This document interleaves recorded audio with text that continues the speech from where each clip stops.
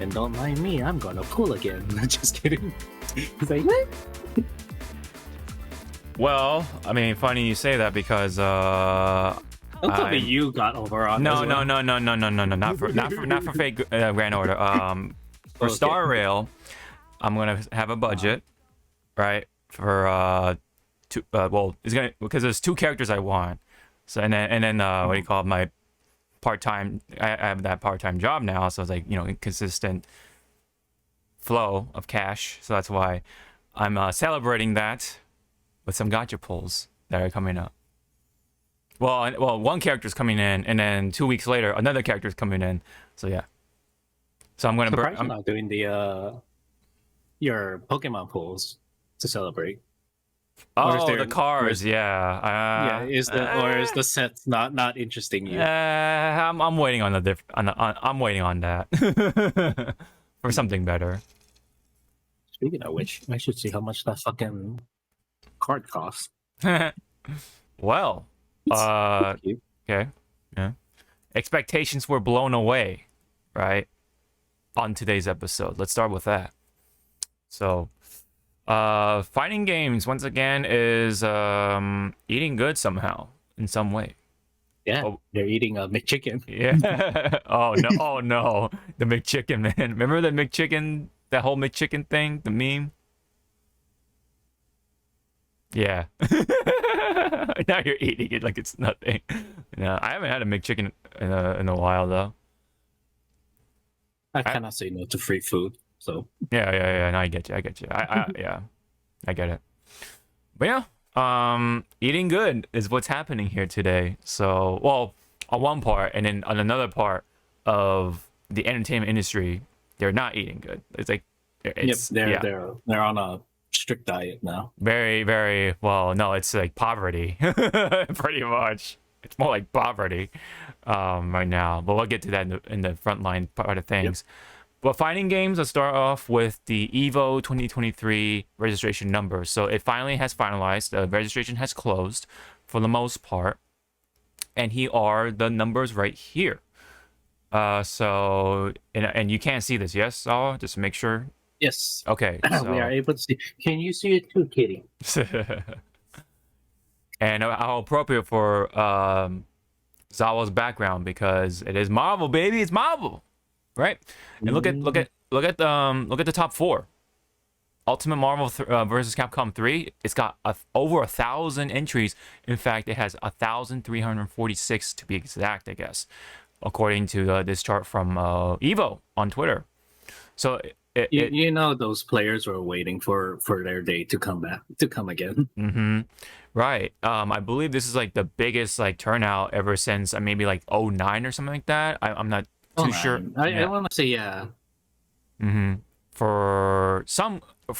I believe 2009 was it still more Ultimate Marvel, or was that a Marvel 3, like the vanilla Marvel? I'm a little rough on the. I think 2009 was very close to each other. So like maybe either the beginning of Ultimate Marvel, or something like to that sort. Let's just put it that way. Something in that sort. Right, but it's here though in 2023, an old ass game already has over 1,000 entries. Right, just that alone is I think that's pretty amazing.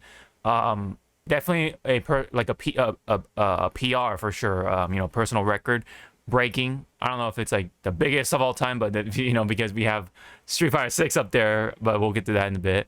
Tekken 7, right, at number 3, pretty close, right, with 1,580, 1,580 entries, just a little shy up, or Ultimate Marvel 3 is a little shy of Tekken 7. So that's actually pretty good, right? All things considered, Tekken 7 being the newer game, and yet they're close to each other. That's really saying something, right, about Marvel 3. And then Guilty Gear Strive, a little bigger gap there between 7 and Strive. We have 2,400, right? Pretty much almost 2,500, right? 2,481 is the number here to be exact. But then you have Street Fighter 6 at number 1, sitting at a whopping 7,061. So that's with the crown on put the crown on Luke's head. There's gonna be a lot of Street Fighters for sure playing in the Evo tournament this time around. Yep. But meanwhile, the other games, right? We have Dragon Ball Fighters at 300 or 838, excuse me, and then with King of Fighters 15, we have the 666 somehow. I'm like, whoa, man. Yeah. I want to know, like, if at Evo, they're looking at the tallies and stuff, and once they saw 666, they just closed it. They're like, I know. nope. They're like, boom. No. All right, we gotta stop right here. No, I definitely don't think so. But I mean, it makes me wonder, like, if there was like people like leaving here and there, right, or canceling here and there. So it might have been like 68, 67, maybe 65, and then you just have that one guy like, I want to enter, and then last minute, and then it turned into 666. So I'm like, maybe, I don't know. But King of Fighters, still around 600 entries, so it's pretty decent, I would say. And then for Melty Blood at number 7, Type Lumina, 554, and then lastly with MK11 Ultimate, 449, all things considered, even with the MK1 announced and all that stuff. People are still playing MK11, so yeah, it is something to be had. But yeah, I mean, what do you think of at least the top 4 here, man? Like, this is quite the number. So, top 4. Obviously, Tekken, Guilty Gear, Street Fighter are probably going to get something, like the next announcement. Oh yeah, if you're talking about announcements, yeah. Yeah. So I like the odds on that. Marvel. Yeah, I know, right? That. I'm going to pray to Cthulhu. Yeah. And Odin. And Bahamut and Ifrit, going pray to all those icons. Tend to be like Bane, right? It's huffing that copium gas, or hopium, I should say. I want to see a new Marvel. Give it to me. It's Marvel, baby. It's Marvel. It's Marvel, baby. I am the reckoning, Marvel. Let me play you. What if Bane? What if Bane actually comes out, like Tom Hardy, right? Bane comes out on stage and is like, "Yeah, it's Marvel, baby," and then just says like, "Roll the tape," and then Marvel, and then Capcom presents Marvel Comics. See, I think that's what everyone's hoping. Yeah, I know. Well, mostly everyone's hoping. I know. It's like a new Marvel, because. Okay. Let me check. Marvel versus Capcom. Oh man. Marvel versus Capcom Easter eggs. Alright, so it came out in 2017. Okay. 6 years. Right. I think it's a good gap. To kind of like try again. Disney, Marvel, Disney, and Capcom to bring back a beloved fighting franchise. But please, if you do, don't tie the Marvel side to the MCU. Yeah. Bring back what we want. I know, right? Except for, let me see my list of characters.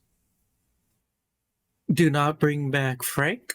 Do not bring back. Oh, come on, Frank. Frank is fine. Do not bring back Phoenix. Okay, I don't know about Phoenix. Yeah. Yeah. Do not bring back Spencer.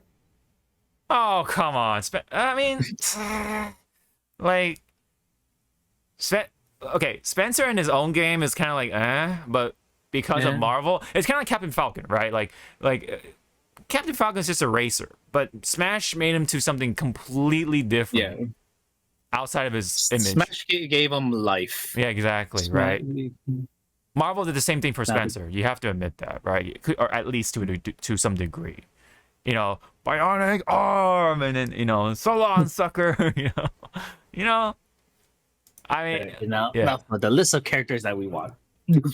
Yeah. All right, first one. Ingrid. Of course. It's like no. Yeah. Second entry. Rashid. Yes, please Right. put him in Marvel.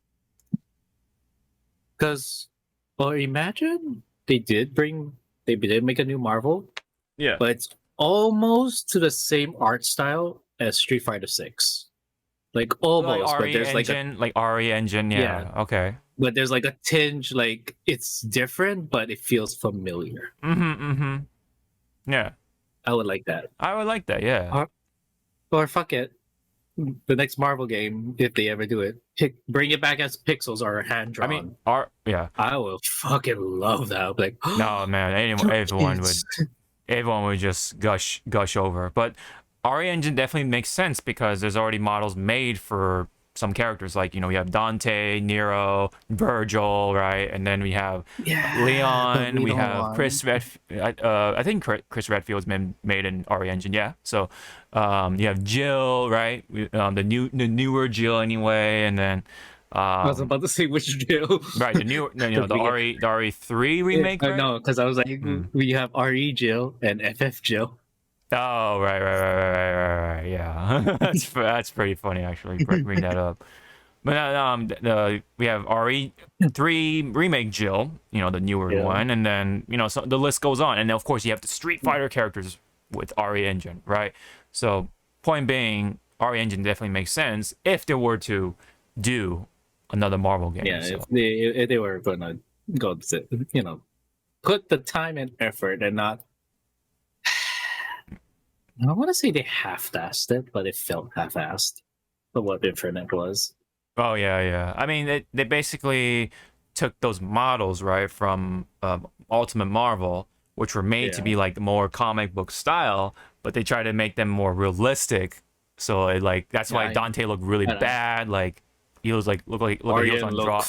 Morgan looked terrible. Yeah, remember that shit. Chun-Li had that face, that weird baby face thing going on, and then they like fixed it like mid, like it kind of like what happened with like Sonic the Hedgehog when his first face came out for the movie.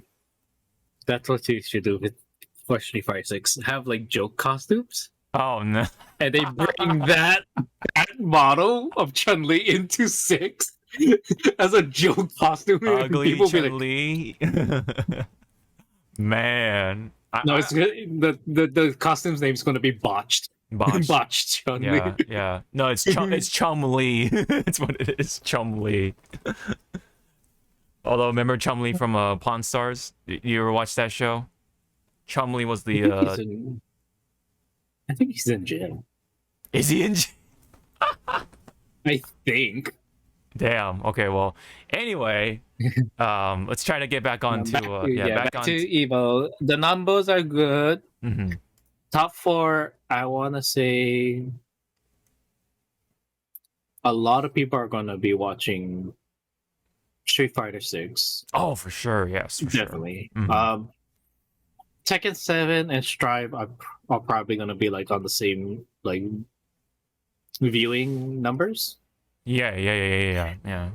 Marvel vs. Capcom 3, I want to say it's the wild card. You're going to see like a lot of people watching, and then once, you know, that one team shows up, then the views okay. I see where you're getting at. Yeah, I think it definitely depends on who is in top 8 too. Like if all the old school people are back in top 8, then a lot more people are gonna be watching.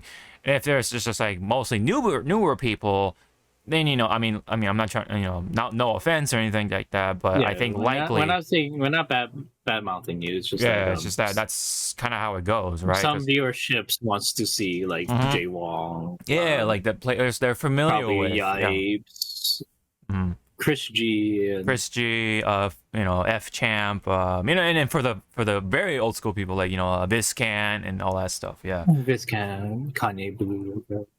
I wish Mobby Spider was still playing. And then for Angelic, and then there's Jan. I think Jan was the clutch Mike Hagar player. man. And then Coach Steve. Blue River was the big bodies. And then Kane Blue River. That's the big body dude. Yeah. KBR. But, yeah. Right. So point being. Point being, you're gonna have stuff to watch, people. There's definitely. It's definitely going to be, I think, a pretty solid Evo for sure, though. No matter how you look at it. But for 1, 2, and 3's entries, I'm going to call for Tekken. We're gonna see a lot of fucking Jins, Kazuyas, and probably 1 or 2 Heihachis. I say Julia. I've been seeing a lot of Julia. What was it? Kunimitsu. Kunimitsu. A little bit of Jack. Probably I've seen a little bit of Jack because there's some Jack. Yeah, a little bit of Jack. Like a small handful of Yoshimitsu. Like a small. Oh yeah, because he's hard to use. Yeah, he's so weird. Yeah. He's such a weird character. I want to say King's gonna be in there, but it's just gonna be like maybe 3 because at this point in Tekken 7's life, people knows how to counter King's grapple. Because the command crabs are also like techable, so that's like kind of weird. Yeah. Strive. I want to say we're gonna see a lot of Happy Chaos. Probably Happy Chaos, a lot of Soul. Oh yeah, for sure. Souls. What was another? Maybe a few Bridget and I say Asuka. Remember Asuka? Like he's I think he's out now, right? He should be out at this point, well out. And then Bridget's right because Bridget's very popular. And what's her name? May, of course. Yes. May. Ramathal. We're gonna say a lot of Ramathal. Yes. I want to say a handful Testament. Handful of Testament? I say a handful of pots. A little more, maybe a little more Testament. I want to see a lot of fucking pots.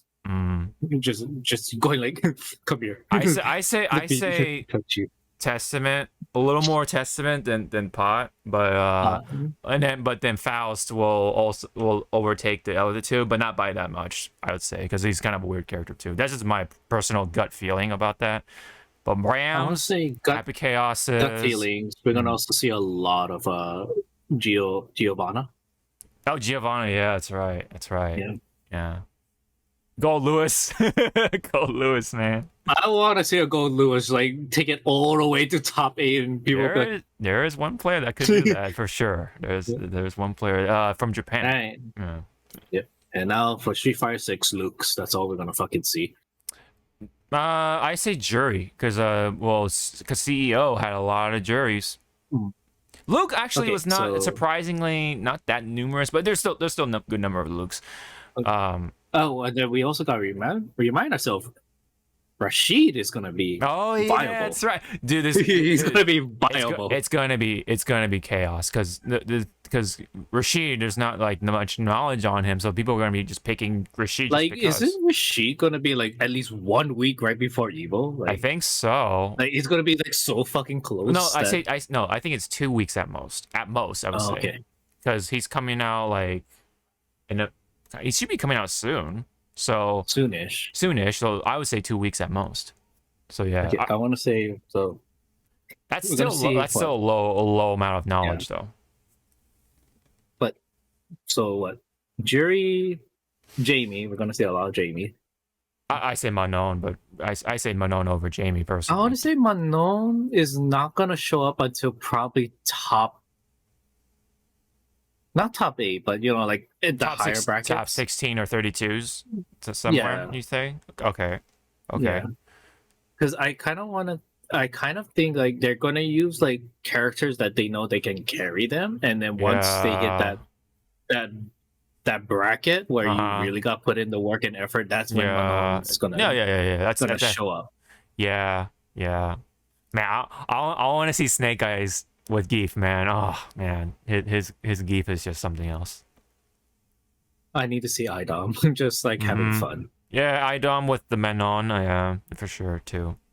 But I wonder if how many Japanese players are gonna actually, get off their get off their the couch and come over here since fly down, fly down. Yeah, fly down because Yeah. they none of them showed up for CEO because that's usually what happened back in the past. A lot of Japanese players made it to CEO, SoCal region, and then other stuff like that for other American tournaments.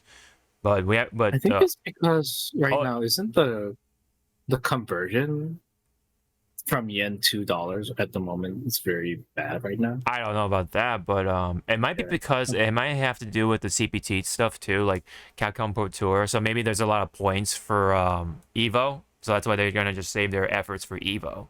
Maybe that's why. I could be wrong Or on it that. could be also like some of them did go to the other Capcom tournament, right? Maybe I'm not sure about that. There might be some offline and they're tournaments. kind of like a little like burnt out, not like burnout, but kind of like you want to during the time of CO, they kind of wanted to have that rest. Maybe, or they want to even like train more. I don't know. Could be opposite. Could be opposite. Instead of like putting their time into flying and then and then getting ready for the tournament, just keep on training or keep on grinding with each other and then test that out for Evo. Maybe. I don't know. I think it's just like, I don't know, maybe the times isn't right yet for because COVID stuff the stars still hasn't aligned yet. Yeah, like there's still like if you're gonna go to a tournament in overseas, it's probably gonna be the big one, right? So Evo, for example. Yeah. CEO is like right behind that, and then with Combo Breaker after that.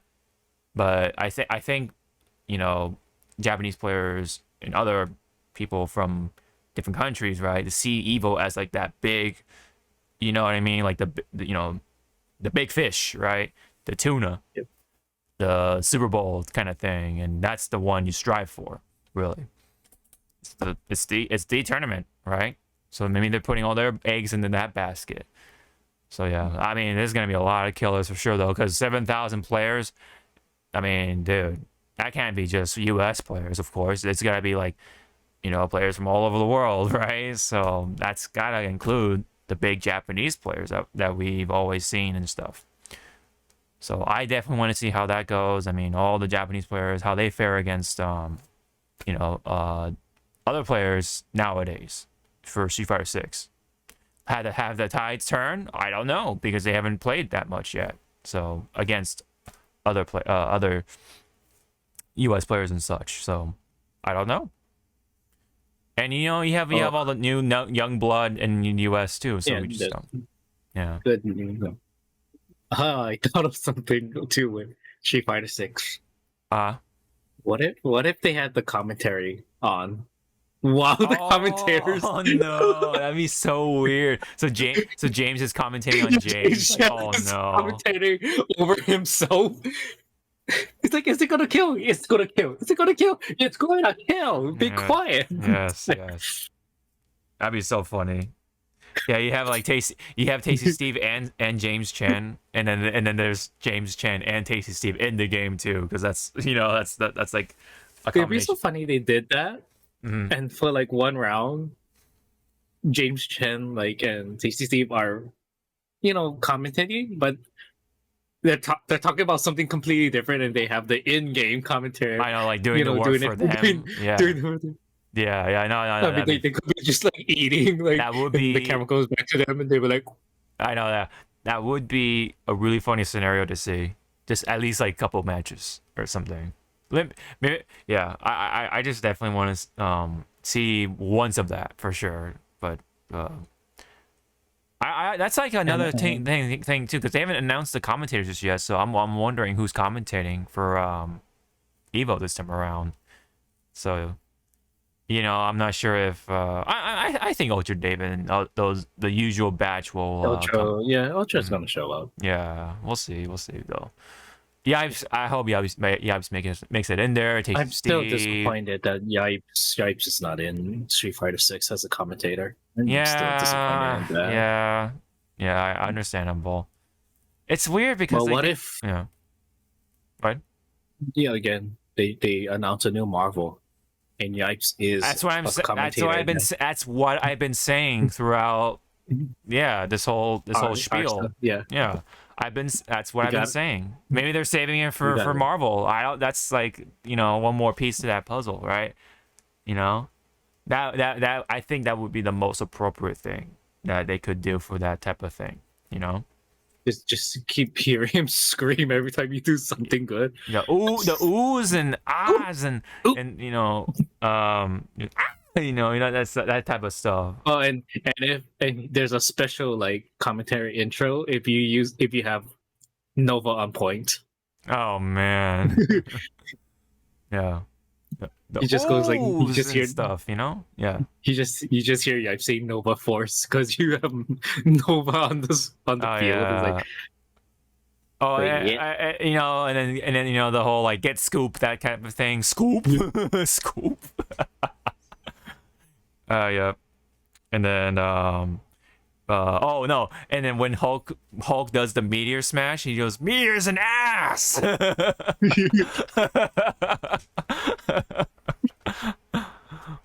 Oh man, I don't know if Disney Marvel is gonna allow that in their game. I don't know, man. I mean, maybe someone at Disney really likes the Yipes. I don't know. You never know. Nowadays. But anyway, Yipes is a character, and Marvel's a Capcom 4. I'll be so weird, but hey, I mean, hey. Okay, good on you, Yipes.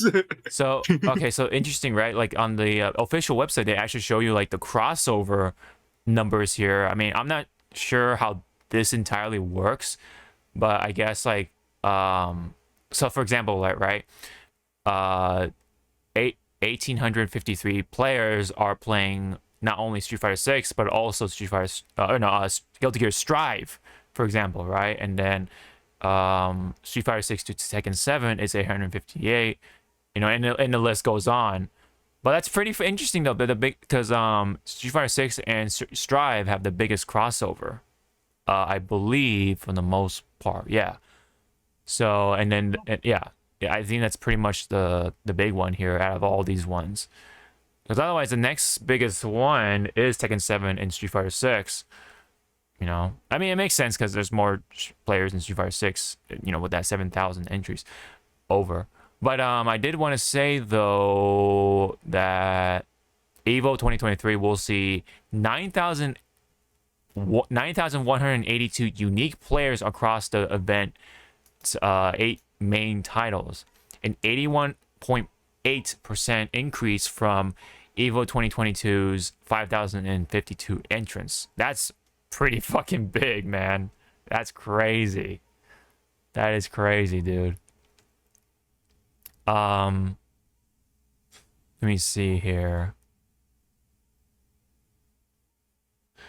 Claiming the 4th Sunday finals slot in the arena is our first EVO throwback tournament, Ultimate Marvel vs. Capcom 3. Against all odds, Ultimate Marvel 3 finishes with 1,346 entrants, setting a new franchise registration record over a decade after the game's release. So that's definitely crazy. I mean, that's also pretty awesome too that Marvel 3 is going to be included in the Sunday finals. So that's pretty cool. But we have to remember though, I think it's top 6 though for all games across the board though, unfortunately. So that's like a kind of like a setback on that, but I guess it is what it is. I mean, like we've seen what happened with EVO finals on Sundays, right? They always end around like 1 or 2, like really, really late. So by that time, like the energy is just low, especially by the time Street Fighter 6 shows up, right? That's supposed to be like the big finale, for EVO. And then by then, people are just like, a lot of people are just like that. I mean, like, me and some of the guys have experienced that live, sitting in the arena, and we're just like, it's like dead by the time Street Fighter shows up, just because it's like close to like midnight already at that time. And that's just kind of how it goes, right? With if it's top 8. Like I know I should have tried and stayed and watch on my first Evo, but then I was like, no, I'm gonna be as everyone else, either fucking white knuckling it or already fucking passed out. Like, Yeah. As much as I would love to see all those games at being top 8 and stuff like that, like, but the yeah, you have to remember of what time that shit ends, right? So it's right. You gotta make compromise and stuff like that. You gotta really think about these things. So it is what it is, man. So top 6. So that means you already have winners finals, right? I think already. No, there's only one game from winner's side. I think there's only one, which is really, really, really weird. And then of course, you have a couple more games from the loser side of things, and that's pretty much it. And then you just have losers. Maybe no. I think it starts at losers semis, and then jumping into losers finals, and then winners finals already done. Blah blah blah. Yeah. Point being, it's just kind of weird, right? It's a format you don't really see for a reason. For top 6, it's been done before, but there's a reason why it's not as popular, right? It's just weird. The build up isn't as like hype, but again, it is what it is. Otherwise, if it were to be a top 8, it would probably have to be like just the 3 games, maybe. But I think even then, it ended pretty late. It depends on how many of these games go, right? For each of match and stuff like that. Especially with like. Not to mention, technical problems. You know how like the players are like, oh, I want to switch to this side. And you have like arguments go back and forth, possibly happening. With the especially with that Sonic Fox versus Goichi incident during the Dragon Ball Fighters, right? Sonic Fox wanted to do the seat switching. Yeah, the switching to whether is to kind of like mentally like kind of like either recover or go over like how to beat Goichi, which yes he did it. They did that, right? Yeah. So things like that are gonna bound to happen one way or the other. That's why these games go on pretty longer. So yeah, that's but the point being, Sunday is, I believe, is going to be top 6 for all those games, which not as hype, but again, it is what it is. But one way or the other, though, it is going to Marvel 3 will show up for some of the finals, so that's something, right? I did have pretty much Markman confirms what I'm saying. These 4 games will be in the arena, which is Street Fighter 6, Guilty Gear Strive, Tekken 7, and Ultimate Marvel 3 will be in the arena on Sunday, August 6th. Evo 2023, right? So that's pretty cool, right? It is what it is. And let me see. Was there any other thing from Evo that we are potentially missing? Let's see. Okay, so there's still the community stuff, I believe. A community showcase. Which has some games. Okay, because it says and more. So already we have BlazBlue, CVS 2, DNF Duel, Revelator 2, Guilty Gear Revelator 2, Marvel 2, P4, which is I'm still surprised people play that. Soul Calibur 6, Ultra Street Fighter 4, Iron Knight In Birth, and more. So yeah, so there's still those type of stuff, and Chipotle for this one. I wonder if they're gonna have a stand there. For what? Oh, Chipotle. Yeah, I'm sure somewhere. Maybe they'll give out like free shirts or something. I don't know. Free shirts or like free hats or I don't know, something like that. If you show up and do something, like, hey, can you download this app or can you do something on your phone or something like that, and then they'll give you something. Download this app, or hey, if you can beat Jay Wong, you can have 3 days for Oh free man. Chipotle. Oh man. You just see Jay Wong going like, "Yeah, you ain't winning. Yeah. Like, you ain't winning." What if they had like a rotation too? Like it's not just Jaywong, it's like Idom and like Nephew and like all those like American or North American players, I should say. Yeah, that'd be pretty funny.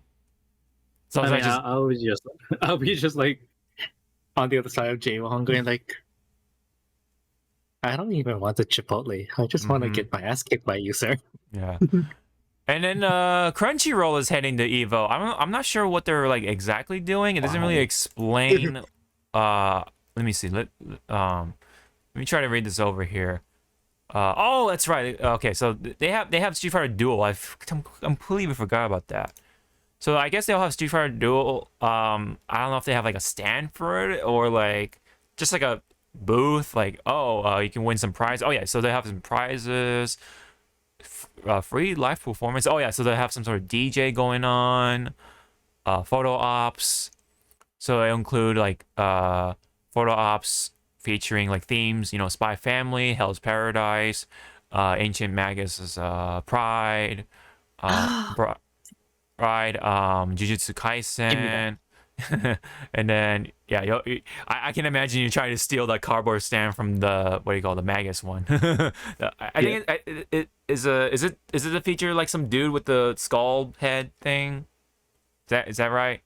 I haven't seen that. I haven't seen that anime. I think I've already know of it. Yes, there you go. There you go. That's the one. Yeah.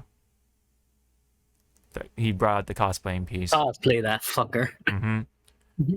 And then there's free swag at the booth, and then merchandise and stuff like that.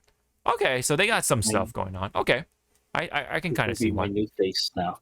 Yeah, you also and it just occurred to me.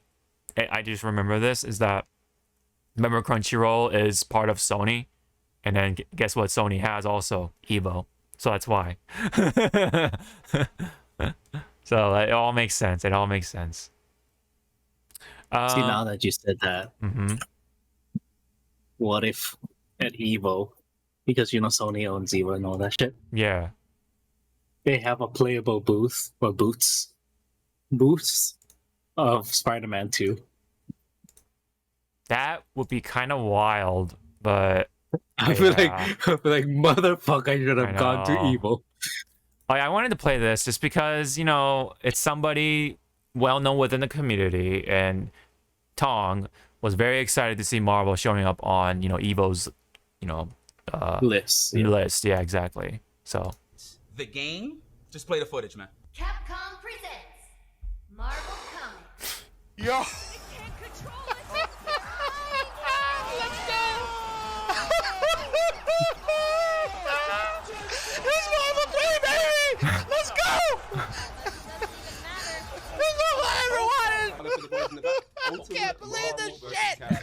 This is crazy. It's because of every single one of you guys that's been supporting Marvel 3 for the past few years. Even when nobody else was really playing, nobody else was watching, you guys fucking did it, man. You guys kept playing, you guys kept watching, and they saw that. They saw that. We did it together. it's actually like kind of crazy to think about. Like even like during like the lowest of lows, people were still playing it enough to where it did get attention, right? So like that kind of like helped, kind of like get through that wall, and then especially when the pandemic hit, like it kind of like rocked the boat, But I want to say Marvel vs. Capcom 3. Correct me if I'm wrong, listeners and viewers. It's everyone's comfort, like fighting game. It's that comfort like fighting game that you can pick up, play, yeah, you can get your ass kicked, but you'll have fun because you're playing characters you want to play as. Yeah, okay. I definitely kind of see where you're coming from with that. I mean, it's Like, yeah, right. because everyone has their own comfort fighting game. No, and then For me, it's Smash. That's my comfort. Like, okay. I can pick up and just go like that. Others might be like fucking Soul Calibur 2. Yeah. I would say for me, it's Bloody Roar Primal Fury. That's my comfort game. but let me tell you something, Sonny Boy. That shit ain't gonna see the light of day. I know, man. I know. That's like the ultimate like surprise now at this point, Like, if somehow someone goes into fucking Konami's like locker, safe safe locker, whatever, and just steal, or not steal. I'm saying liberate. Yeah, liberate. Yes, that's the word we'll be using. A bloody roar, and give it to Bandai Namco. Yeah, somebody, right? Like, give it to someone that will like actually put in the love and care. Yeah, somebody, right? Yeah. I mean, man, if they somehow, I think only Capcom. I mean, not Capcom. Bandai Namco would be the ones to give that love. If and care. If ArcSys manages to do that, and then like they can like make that like their 3D fighting game genre or not franchise, that would be pretty hype. I would take that. I know they specialize in 2D stuff, but if they can like branch out and do 3D fighting games, I think Bloody Roar would be pretty cool. With those like Guilty Gear cell shading graphics, right? That would be pretty sick. But I can only dream. Quick, get the monkey paw. I know, right? Okay, so yeah, I mean, it's great. It's great to see Marvel 3, an old ass game, getting this sort of love still. In fact, more love than ever. So I think that's pretty awesome. I think that's pretty much it I got for the tabs. But was there anything else you want to say?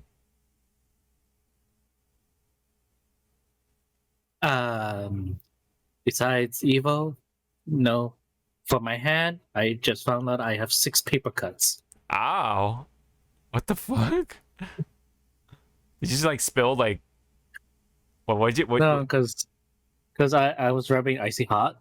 Oh no! I tried to put alcohol, the alcohol spray to just wipe it off. To get that grime, and then all of a sudden, my entire right hand was like, "Hey, you have paper cuts," and now I can see the paper cuts. No, that happens to me too. Like it's been. 2, 3. Yeah, because I handle boxes, so like my hands can kind of get like cut up at sometimes, or like at least like worn down. And then whenever I use hand sanitizer, it's like, oh motherfucker.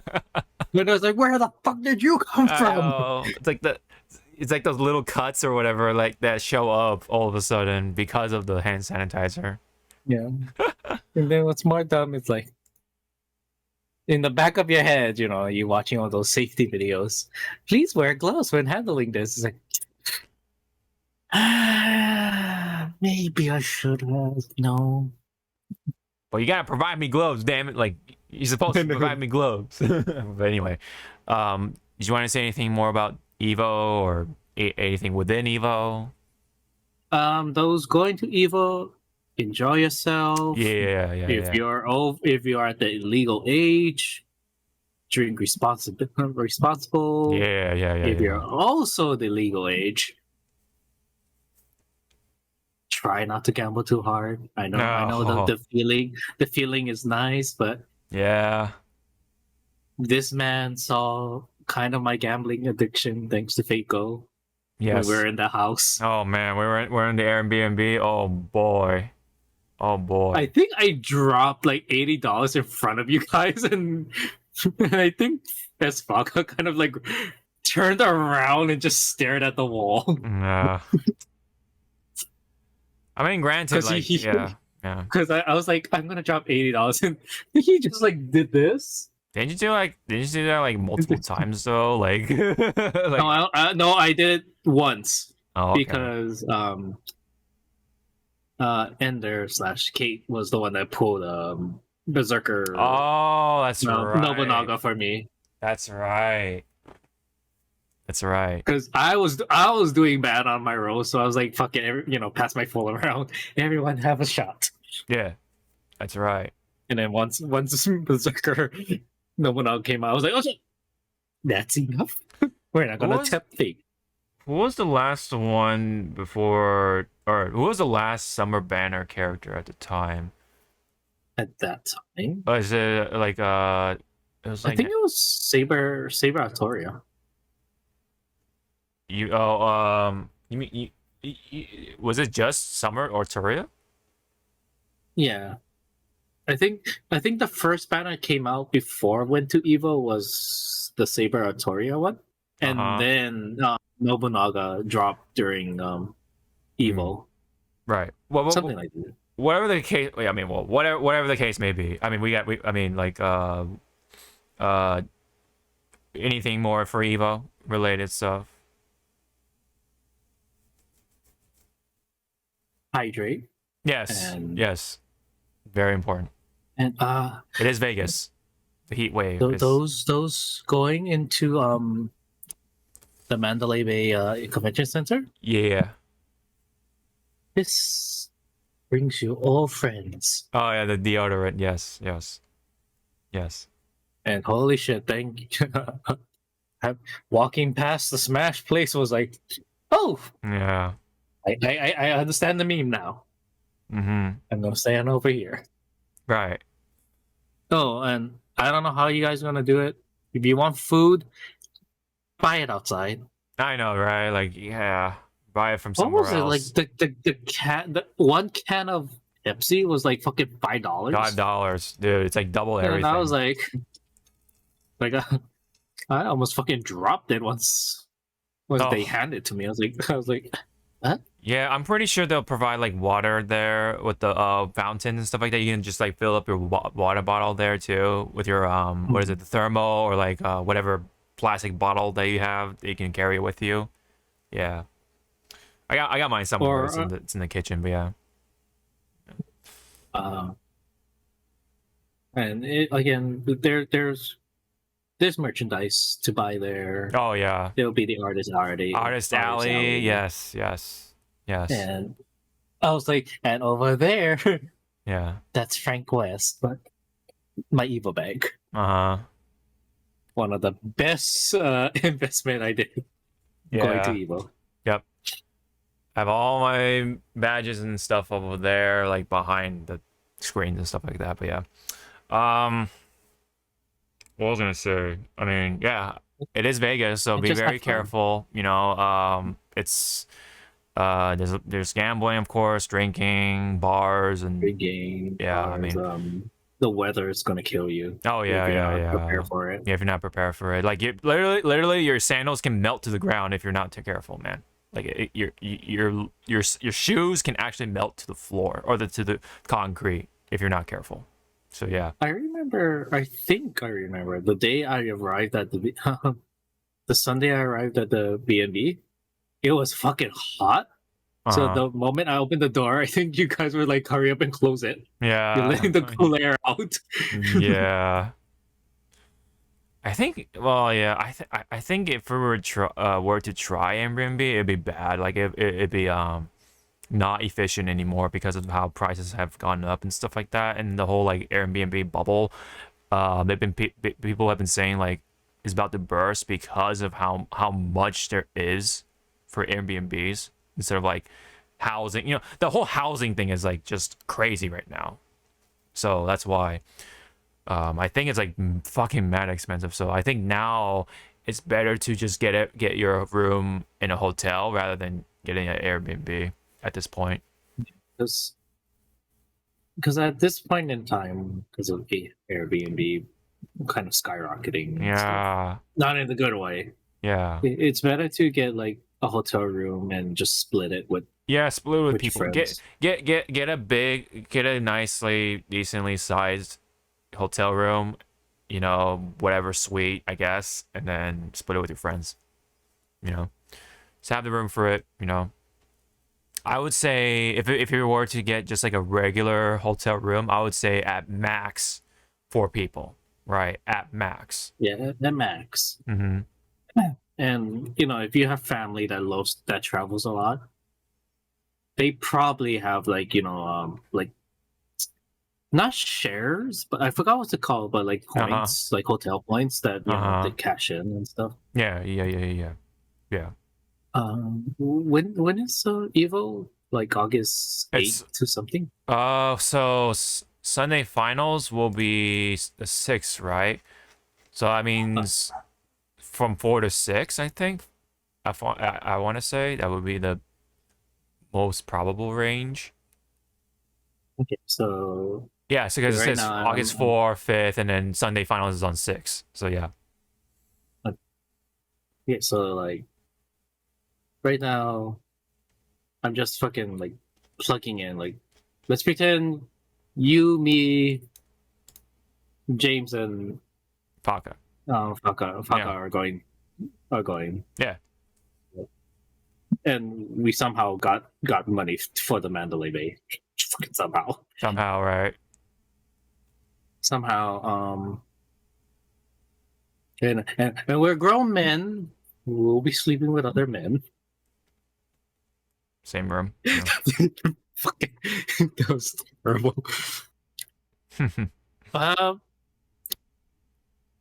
2 queen beds for $357 a night. Okay, so, that sounds so about right. If you, and again, it all depends like what day. So let's say we go into the hotel. We check in the hotel on the 4th, and we check out on the 8th. You know, give that a good leeway. Yeah. Doesn't look like that bad. Oh, no one cares about it. So it's 1,586. Okay, and then you divide that by 4, so that right. So that'll be 25. So that'd be 250. That's like roughly 250. Yeah, 300. 397. Okay. Yeah. So that's pretty much a paycheck, from each of us. Mm-hmm. Depending on where you're working, but yeah, no, it's like, pretty much doable. Yeah, it's a doable thing. And then if not, if you don't want to do like right there close, there's other hotels like close by, whatever deal you can get. Yeah. I think the most cheapest hotel on the strip is still Circus. Oh, okay.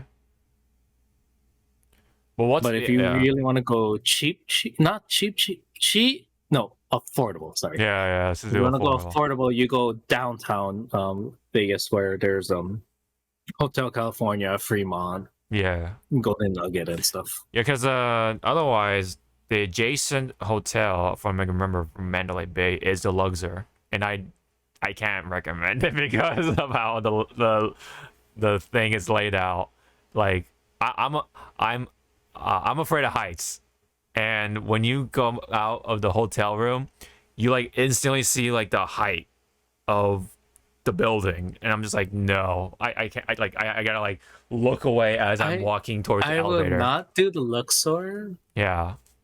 Because of one, the height. Yeah. 2, that fucking light beam is probably going to keep me up at night somehow. The building of itself, and then like I think, and of course the cost, and then the cost. And probably for like us, for me, I'm superstitious. Yeah. I don't want to be in a fucking like haunted fucking hotel that actually like prouds itself for being haunted. Mm-hmm. I mean, that's the same thing with Circus, because there's a certain room that someone died in, and you can see their ghost. Okay. I see. I mean, but it's Vegas. What fucking place is not haunted at this point? Because it was Right. It was ruled by by gangsters. So Yeah, fucking right. what person did not die in a hotel? In that case, ignorance is bliss. So Anyway, all right. So remember, it's Vegas. Do your research a bit. Look up some hotels. If you want to do Mandalay Bay, I'm sure there's a deal through Evo of sorts. That should do fine-ish. But other than that, it depends on how much more space or rooms that hotel may have. Yeah. And then set again. This is all from experience, everybody. Yeah. Set a budget for yourself. Yes. Put aside for food. Yep. If I were any of you guys going for your first time, go to like the nearest Walgreens and stuff and just buy like 1 or 2 packets of water. I think usually one we've done that like every time. I think usually one does it for us. So yeah, and it's always like a group of 4 or 5. So a pack is fine, and especially if you can just refill it at the Evo itself, so you can definitely do that. And also hell, fucking if you don't want to go out and eat, buy fucking TV dinner. There's an In-N-Out. And it's In-N-Out. So it's great. It works, right? There's White Castle. There is also there's just plenty of other places that if you want to, there's the buffet line, so you could go there. You could do the buffet thing in Caesar's Palace, I think. I think Caesar's is like 25. I think so. And you could do the 24-hour deal, right? I think, or something like that. It depends. You throw in 100 at Caesar, and then it's a 24-hour. They give you a ticket, I believe, and they punch it. Yeah. Sorry, kids, I haven't been to Vegas since Evo. yeah, same here. Yeah. It definitely. Wicked Spoon is like a little more expensive, I would say, but if you want to have that one night of just go all out, I would say Wicked Spoon is one of them. There is the Gordon Ramsay burger place, which you tried, right? I've tried it a couple of times, more than a couple of times actually. It's pretty good. I would recommend the one with the pork burger, and it's normally comes out pink. They always tell you it's normal to have it pink, right? It's cooked, it's slow cooked or something like that, so it's pink-ish.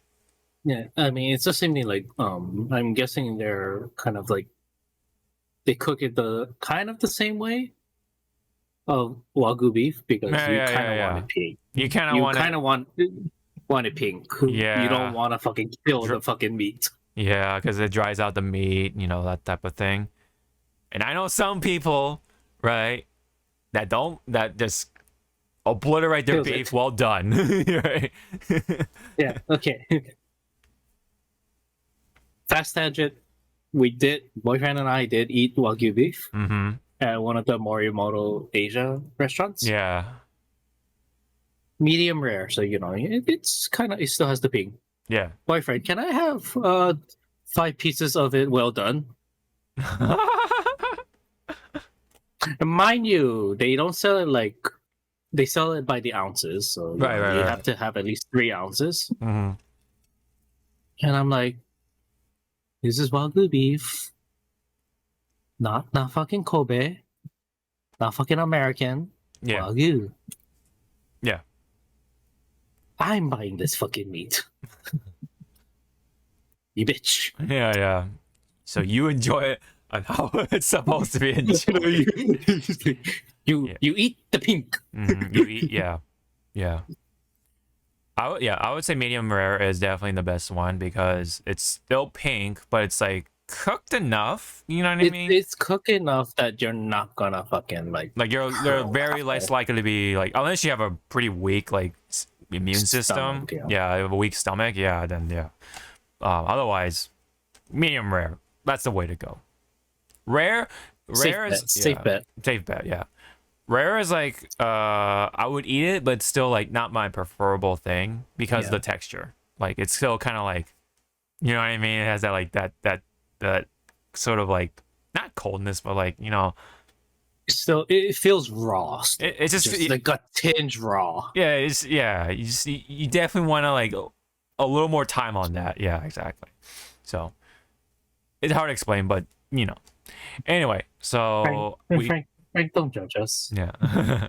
Yeah. The way he's just popping out, he's like judging us. It's like I'm just gonna turn okay. and just block you, Yeah. Frank. You bothering me. All right. So hopefully this Evo will be a good one. So yeah. But I am confident there will be. I hope they have enough staff though, because there's gonna be a lot of people this time around. Okay. I'll stack up on that on you on the staffing. I hope it's gonna be trained staff. Yeah. And now whatever they got to help with Anime Extra. Usually that does not happen. So I'm confident that Rick Tejado and everyone else who's kind of like in charge of that volunteering stuff knows what they're doing. So because it is I was glad that when I went, because I had my bag full of fucking of the chocolate. Yeah. So when they were checking my bag, they just saw like fucking mountain of chocolate, and I was like, "Yeah, I'm giving these to like some of the people that I really want to meet. I might have extra. You want one?" And the guy, like, you can tell he wanted to say yes, but he's on the clock, so he said no. You may go. I was like, so right before I left, like his peripheral, I was like, "You sure? Okay." Almost. Yeah. Yep. But yeah, good time to be a fan of fighting games, man. It's been riding high, especially with release of Street Fighter 6. And speaking of Street Fighter 6, I did want to ride back on the sales numbers, right? We did talk about it last time with the 2 million copies sold. I wanted to make a comparison just to like, have a understanding, a perspective on things. So yeah, so with this time around is over 2 million copies, right? So just to put it to perspective of things, Street Fighter 6 is selling way faster. This is coming from Game World Observer, by the way. Faster than Street Fighter 5, which reached 1.4 million copies sold in almost 3 months, right? Street Fighter 6 already did that within 1 month. So that really tells you something. Overall, the previous title in the series had sold 7.2 million units globally since its launch in February 2016. So this is like total that's like total like sales like at that point ever since release. Street Fighter 4 launched on PS3 and Xbox 360 back in 2009 of February, reaching 2.5 million copies sold by March 31st of 2009. So that's a whole last month. And that also reached 2.5 million copies as well. Lifetime sales of all versions of the game are 9.7 million units for Street Fighter 4. It is hard to estimate the launch sales of older games in the series due to the lack of data or their initial distribution as arcade machines. When looking at console releases, all versions of Street Fighter 2 have sold 15.5 million copies globally. It remained the best-selling fighting game of all time until overthrown by Super Smash Bros. Ultimate in 2019. Last month, the entire Street Fighter franchise surpassed 50 million copies sold globally. This is the entire Street Fighter franchise. It is currently the third best-selling fighting game series behind Super Smash Bros. With 7.2 plus million units, and Mortal Kombat with 79 million copies sold since 1992. So that is a way to kind of look at things. So yeah, Street Fighter 6 is doing well. Point being, a lot better than Street Fighter 5. Because again, Street Fighter 5, it took 3 months just to even reach 1.4 million copies. So it's really saying something about that. So any comment on that? Keep it up. Mm-hmm. Hopefully, it definitely only will go up because of DLC characters. I'm sure Street Fighter 6 will get like the Super Street Fighter 6 or Ultra whatever edition and stuff like that. Turbo. Yeah, that's what I talked to my friends when you brought up like Ultra Street Fighter. A lot of my friends at the moment are waiting for like that Big edition. I guess Yeah. the big edition, to just have everything all at once. Yeah. And because they want to play Street Fighter 6, but they don't want to like wait for everything to come out monthly or quarterly, whatever's. Yeah. They want it all at once, and I was like, yeah, That's fair. Yeah. do what you want. It's like do what you do. Yeah. But fucking, I think you and I are still waiting for Strive to implement freaking the insta kills. Yeah. insta kills, which probably going to be in their next iteration of the game. Yeah. Guilty Gear, Strive, Ultimatum. Yeah, like so whatever name they'll come up with, right? That sounds cool to them. I gotcha. Yeah, Gotcha. The rock and roll edition. I don't know, but oh my god, if it's gotcha and it has gotcha for some reason, oh man, I don't know. No, it's just gotcha, and it's Dave Chappelle on the cover, and it's like 3D. He's like, gotcha, bitch. Gotcha, bitch. Yeah, gotcha, bitch. Yeah. Well, weird part of Street Fighter news. PUBG has did a collaboration with Street Fighter 6. It's what the skins look like, apparently. So there's two Chun-Lis for some reason. You got the classic Chun-Li, and then you have the Street Fighter 6 Chun-Li, and classic Ryu, classic Cammy, and then you have Luke right here. Yeah, they look the same. Yeah, man. I wouldn't go I that don't know, far. Ryu. Did I leave the oven Ryu. on? No.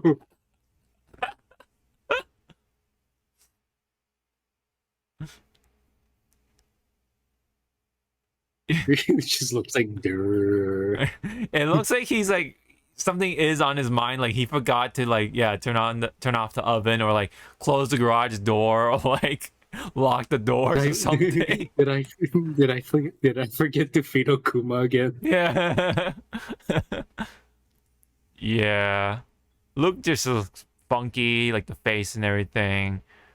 Cammy looks okay. I mean, but the classic Chun-Li, like when she's facing forward like that, doesn't definitely look that great. I don't know. The Cammy's hair, the way it looks like when you're doing 3D model for the first time, and it's like the pre-render phase. Oh yeah, and your hair is not like it doesn't look nice finished. Yeah, it looks like a pre-rendered like fucking hair. Like okay. Not complete yet. Right.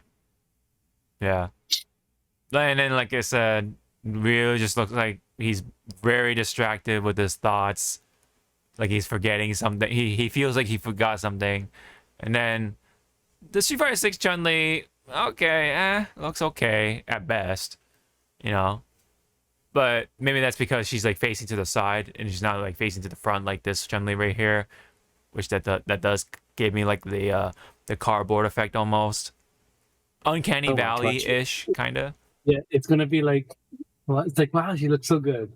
And once that Chun-Li turns like this way, it's like, oh my god, it's fucking Leia from Rogue One. Oh man, yeah. Which I think it was blown out of proportion of how she looked, Princess Leia in Rogue One, but like it was okay. She looked okay at the time. Yeah, you could see like the eyes were kind of like, yeah, but still, to me, it was like at the time, and with the technology that they had at the moment, because I believe Rogue One came out Yeah, came out when they were still experimenting with Yeah. what's it called? De-aging. The aging and all that stuff. Yeah. And then not to To mention, which, what's his face? Peter Cushing's face was also CGified. Stuff like that. For Peter Cushing. yeah, for General Tarkin. Was it what? Tarkin. Well, General Tarkin one was full CGI because yeah. He passed. He passed away. Yes. Long yeah. ago. Long ago. Yes. But they found like someone that had the same body structure type, but it was just the face. Yeah, they just like just plaster the face on there. But yeah, anyway, so yeah, this is kind of like maybe that time period of CGI with the face. I don't know, but it definitely We're reverting back. yeah. This is PUBG, so I'm still surprised that PUBG is still going, all things considered. But it is popular still in countries like Korea, I think, and Russia. You know, those type of those places. And not to mention the mobile app is still popping off, I guess, enough to have these collaborations. So, but thought I'd bring it up just because of Street Fighter, right?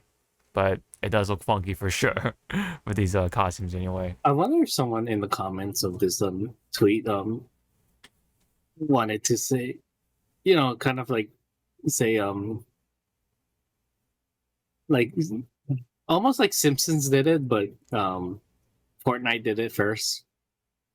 Yeah. Did Fortnite got Street Fighter first, right? At the moment. Yes.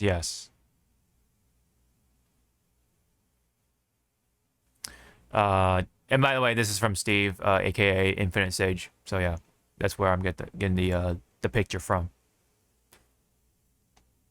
And by the way, he still calls Ryu. Yeah, I'm not surprised. But yeah, there's the Fortnite Ryu, and then there's the PUBG Ryu in comparison with the classic Drake meme.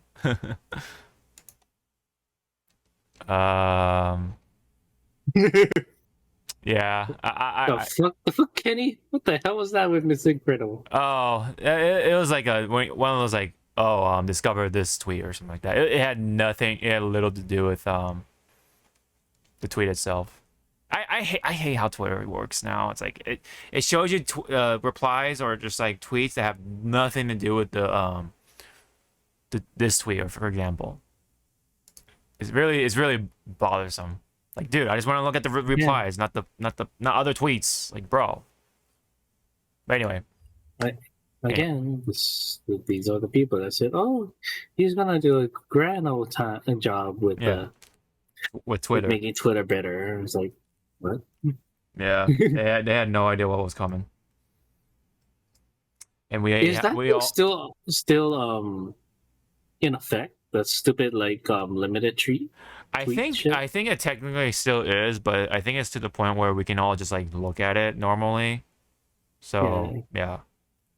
So it's kind of like no one cares at the moment right now. No one's. It's just like it's kind of like no one's really talking about it. So that's just kind of like what it is. It's still there, but just no one else is talking about it. All right, let's go to the Frontline side of things. We do have a couple. There's just like a few things to talk about. So I'll play this here. There you go. All right. So, of course, I thought I'd bring this up because it's the SAG and Writers Guild strike. Writers Guild strike has happened for a while now, but now recently we've had SAG coming in, which is the Actors Guild, essentially Screen Actors. Yes, Screen Actors Guild. I think that's what it stands for. Basically, Hollywood is closed because a lot of the workers are on strike, including the actors, of course. A lot of actors are taking side. And there was a video showing of one of the reasons why studios have been unreasonable. So let's just play this here.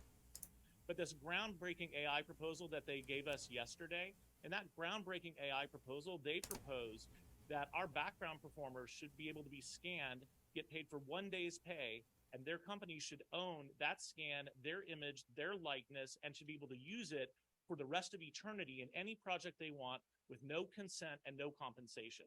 So if you think that's a groundbreaking proposal, I suggest you think again. Yeah. So one of the things that the studios were proposing or planning to do was basically take the actor's face, put it into the AI, and then forever use it, and not use the actor themselves, right? And they only pay them once. That's like the big kicker there too. Instead of paying them in royalties, right? You know, forever, whether it's on TV, movies, or streaming, or whatever. So that was one of the things that was like, no, we're not standing for this. They're on strike, of course. And then, of course, they wanted more increased minimums, right? And they're asking for protection from replacement/duplication by AI, and then streaming residuals falling in line with television. But these studios are calling these unreasonable. So that of itself is unbelievable. That, you know, it's just that you know, that corporate bullshit, you know, that a lot of people have been going through. Enough of that. Mm-hmm. When they, because that's if you go back down on how they want streaming residuals to be in line with the same as television. That's what streaming is now. It's our generation of television. Exactly that's what it is. My room doesn't have a cable box anymore. Right. My grandparents still has it, but for me, no. Yeah. Either streaming or YouTube. The replacement and duplication of AI for protection from that should be automatic, because fucking I would think if, you know, there was no consent, if, like, let's say the next Indiana Jones movie,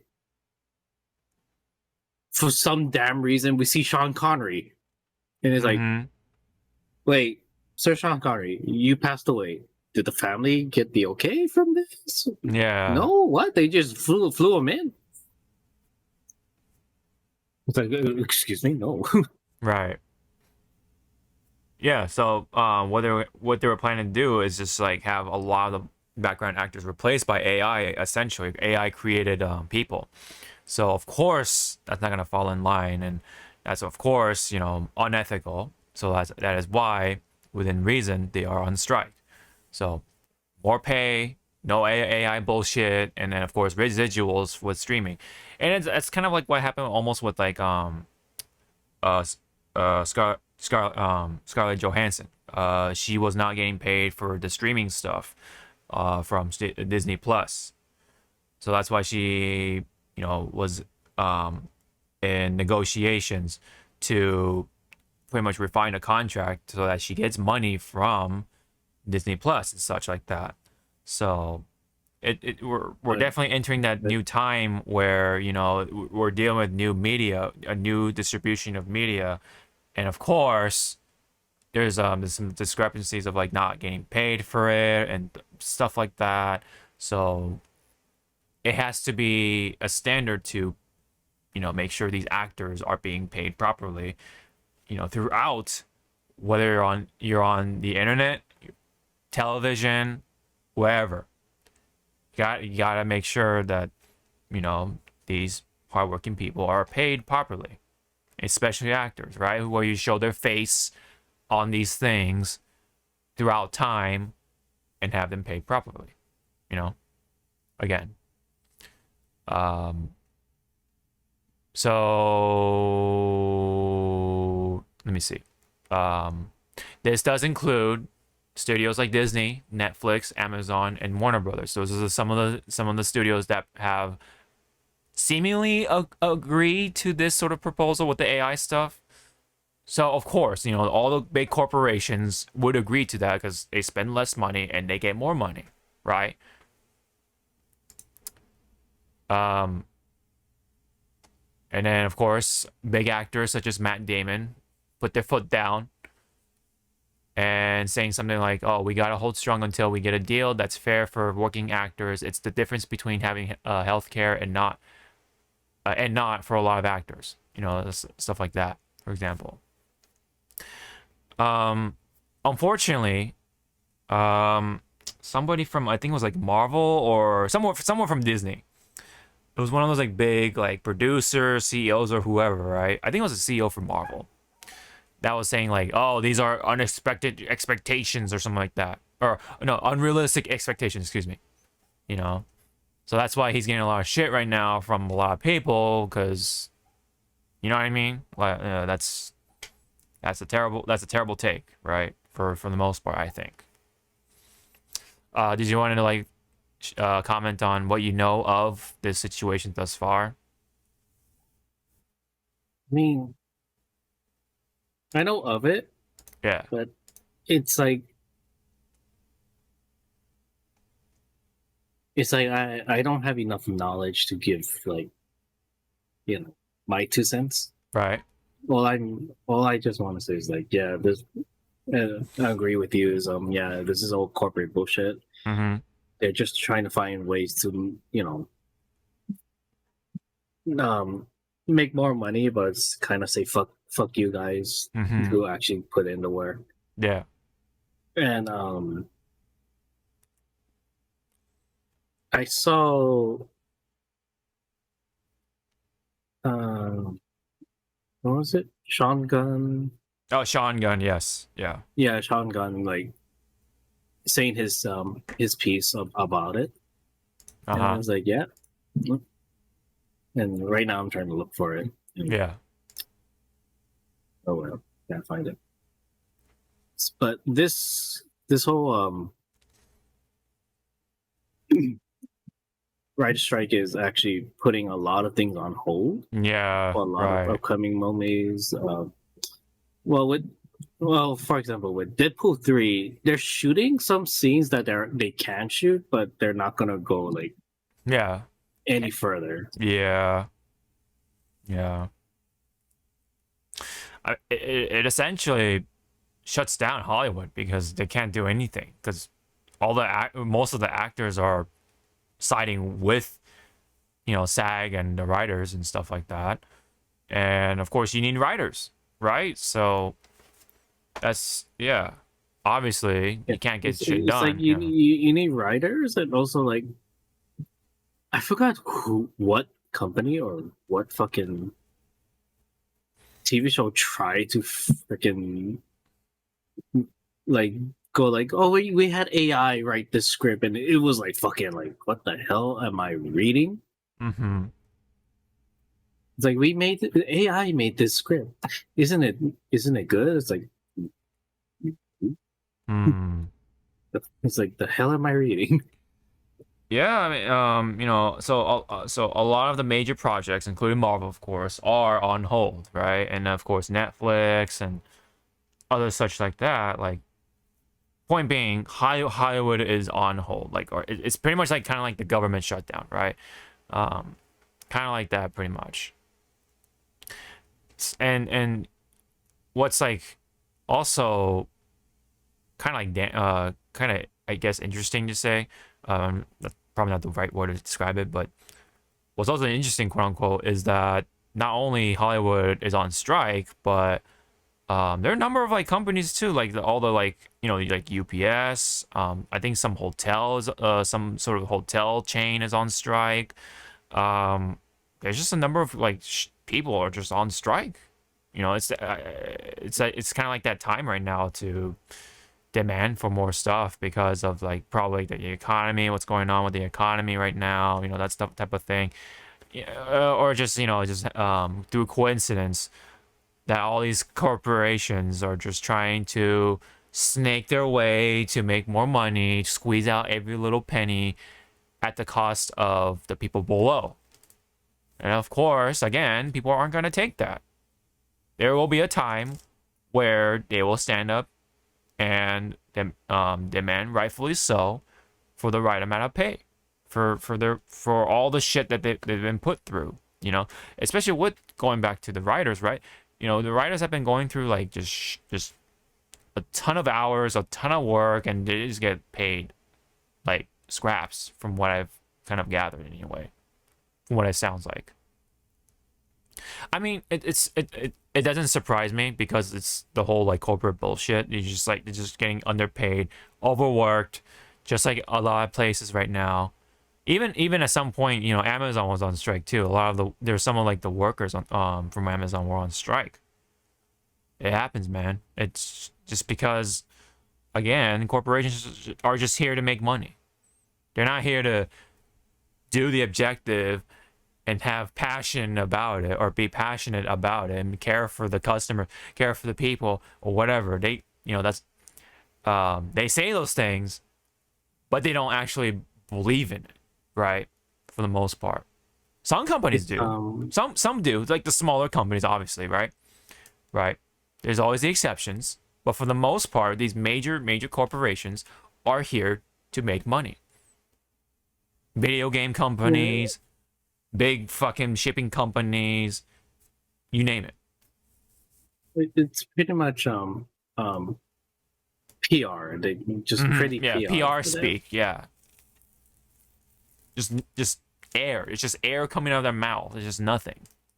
At the end of the day, it's pretty much that old not saying, but that old like fucking just say what people want you to say. Right. What they just say what they want what they want to hear, you know, type of thing. Yeah, want to hear, and they'll back off. It's like, no, shut up. Say that. Yeah. Saying is one thing, doing is like a whole nother thing. And unfortunately, I don't think this will be over soon, right? Unless a miracle happens and be like, all right, we're gonna pay you more, or not gonna do the AI thing, and then give you residuals for the streaming thing. What essentially is paying you more, you know, so properly, like, it's just like they're just trying to get away with all the new shit, right? You know, not standardize the streaming stuff, because that's the new stuff, you know. That's, like you said, that's the new cable, you know. That's the new hotness. But it's, so it is our new way of cabling. Yeah. It's more sad that when you add up all your streaming services, it costs almost exactly like it exactly is cabled. Yeah, it exactly what it is. It's we've had this, like, what was it? All those like propositions and all those like other things to separate the services and stuff like that. It's happening. Yeah. That's what we feared, right? What we feared of what was gonna happen from oh man, like that, all the like, oh man, what was the infamous one? It was like it's like an acronym. You know what I mean? Like, it was like SOPA, right? SOPA was one of them. SOPA was one of them. There's a couple other ones too, right? That's what's happening right now, right? All the like you said, all the services that you're subscribed to essentially add up to cable, right? That's what they wanted in the first place, and it's happening now.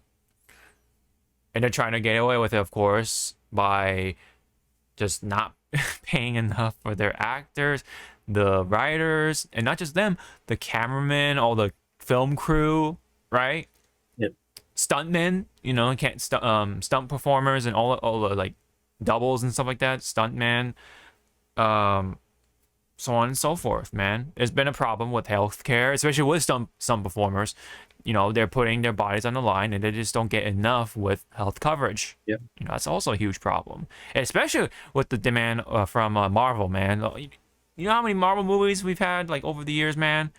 So that means there's a lot of action. Of course, we need stunt doubles, right? Stunt performers and such like that. They're the ones who put their bodies. Stunt doubles, and also you gotta have the prop makers, performers, the explosion. Oh yeah, the pyrotechnic people, and yeah. Yeah. Yeah. and then you know, of all the prop masters, right? Like especially with guns, right? Gotta properly. Yeah, we don't. Yeah, you gotta properly make sure everything is safe for the actors and everyone around, or else you're gonna run into fuck, what's his name? The Alec Baldwin situation. The Alec Baldwin situation. Right. Yeah. Yeah, I mean that a little bit of tangent, but that stuff has been happening throughout throughout time, right? With Bruce Lee's son, right? The accident that happened also on set with a gun, right? Because somebody didn't properly load the right ammunition into the thing, because either they wanted to fuck with that gun or whatever whatever the reason was, you know, they forgot to properly load it with the blanks or whatever, and then boom, that happened, right? Yeah, that's why, like, to me, like, again, this comes down to technology and shit. There are some 3D modelers, you know, 3D printers that almost make it look like the same thing, or right. Probably we should go back old school. Use like toys, toys, and kind of, you know, like prop, you know, give it the prop treatment and just give it a good glow up to make it almost look like the actual thing. Yeah. But, you know, instead of shooting bullets, like, I don't know, shooting Nerf guns, Nerf bullets, or yeah, I don't know. Hell, I don't know how you would do it. It's like use a paintball. It definitely. Yeah, I mean, I don't know. It definitely is a tricky thing. It's not. There's no black and white answer for that for sure. I mean, you know, there's of course pros and cons to those things, right? I mean, if we're gonna go with that route, right, with like you were saying, you lose out on that authenticity, right? The sense of like the realness, the that type of feel. You know, especially from the actors too. Like the actors themselves would like to have a more of an authentic prop to really get into the scene and stuff like that. You know how those actors are. You know, especially with the method actors, right? They want everything to be like real and shit. You know, to help them quote unquote be like become in this become part of this world that they're acting in and stuff like that. You know, my immersion. Yeah, no, actors are all about immersing themselves to that world. That's how they do their shindig, right? You know. So, but point being, I mean, actors and everyone else are people. They're hardworking people, and they deserve the proper pay, right? Proper pay, proper care. It's that simple, right? But again, corporations, they neglect that. Why? Money. They want to make money.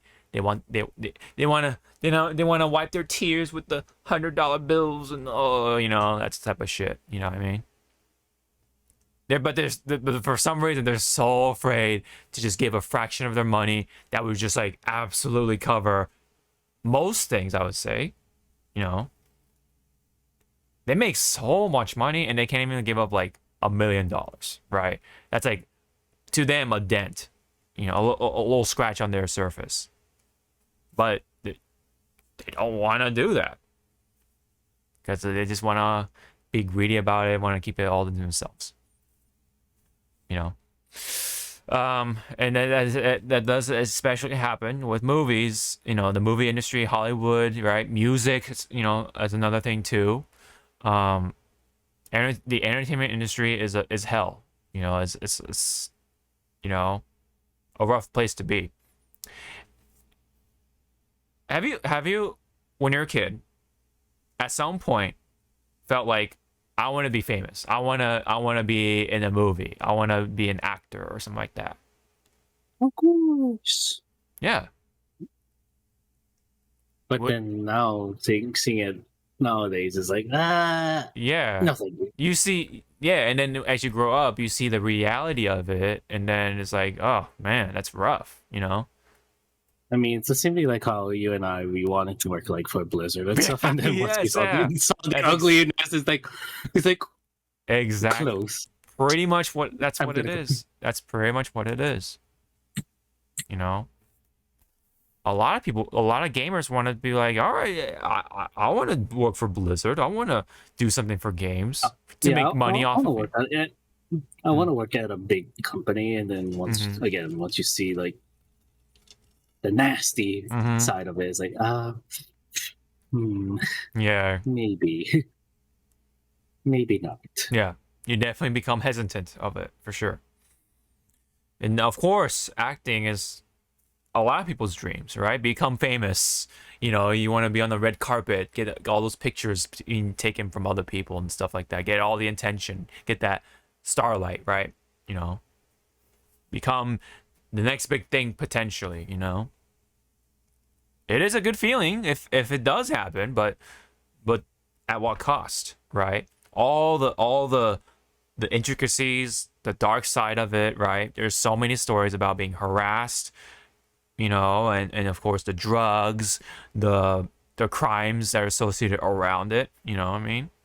Like all the nasty shit, right? Like you said. That all possibly does come with it, and you have to ask yourself, is it worth it for you? You know?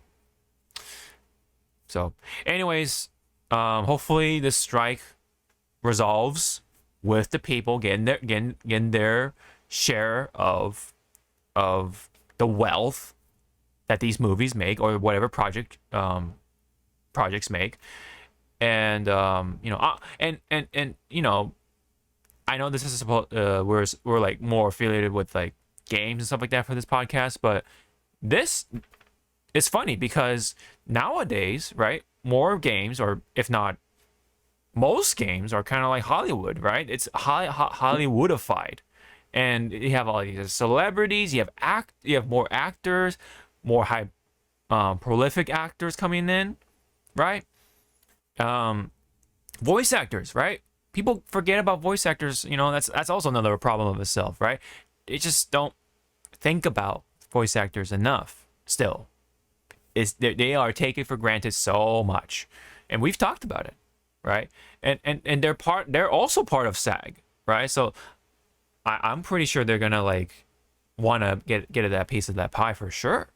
So I'm sure this strike is gonna affect these chunk of games one way or the other.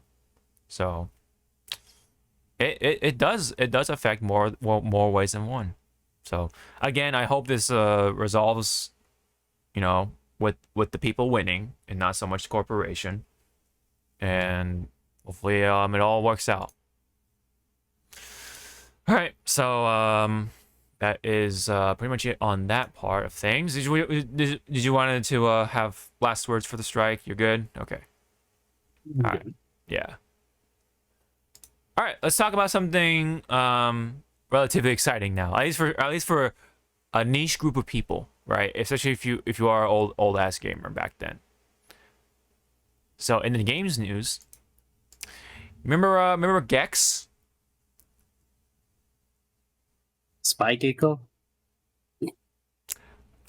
However you may want to say, but yes, I guess Gex is coming back. So we have the Gex Trilogy on the Carbon engine, I believe, and it's going to be on all systems, so Switch, PS5, PS4, Xbox Series, whatever, and Steam. I guess it's brought to you by Square Enix. I think they're publishing the game, and it's developed by Limited Run. Why? Yeah, where was the Steam man? I don't know, but I mean it has a cult following for sure, right? So I guess it was just enough to come back. I don't know, but let's take a look at this little teaser. I've already watched it, but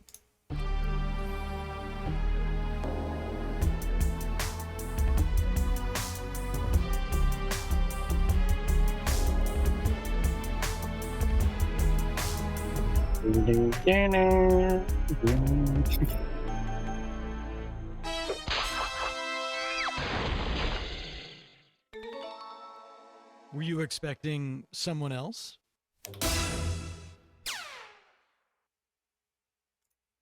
there you go. That's Gex. looks on the internet. Yep, there it is. Look at all those entries now. Of lovely art pieces of Yeah, Gek. yeah, I was about to say all the lovely fan art, right? Yeah, fan art. Yes. Weren't too late to explore the world, weren't too early to explore stuff. Well, just in time yeah, for Gek. the comments are very interesting. We're about to turn this Gex night into a Gex century. I think that's like a quote from the Gex games. I've never played the Gex games myself, but I've always heard about them back in the day. I think it was on N64, PlayStation, and It was on the N64, the PlayStation. I too only heard, and I never like touched it. It was like, I don't think I've known anyone that's played them actually, or maybe I've done, maybe I have, but it just kind of like just went one ear throughout the other. You know what I mean? So yeah, I guess he was just popular enough to stick around for that long. You know, but for sure, like as I grew up, like it was always like this cult following. You know, like, oh, what about Gex? This new Gex game. What about Gex, right? That type of thing.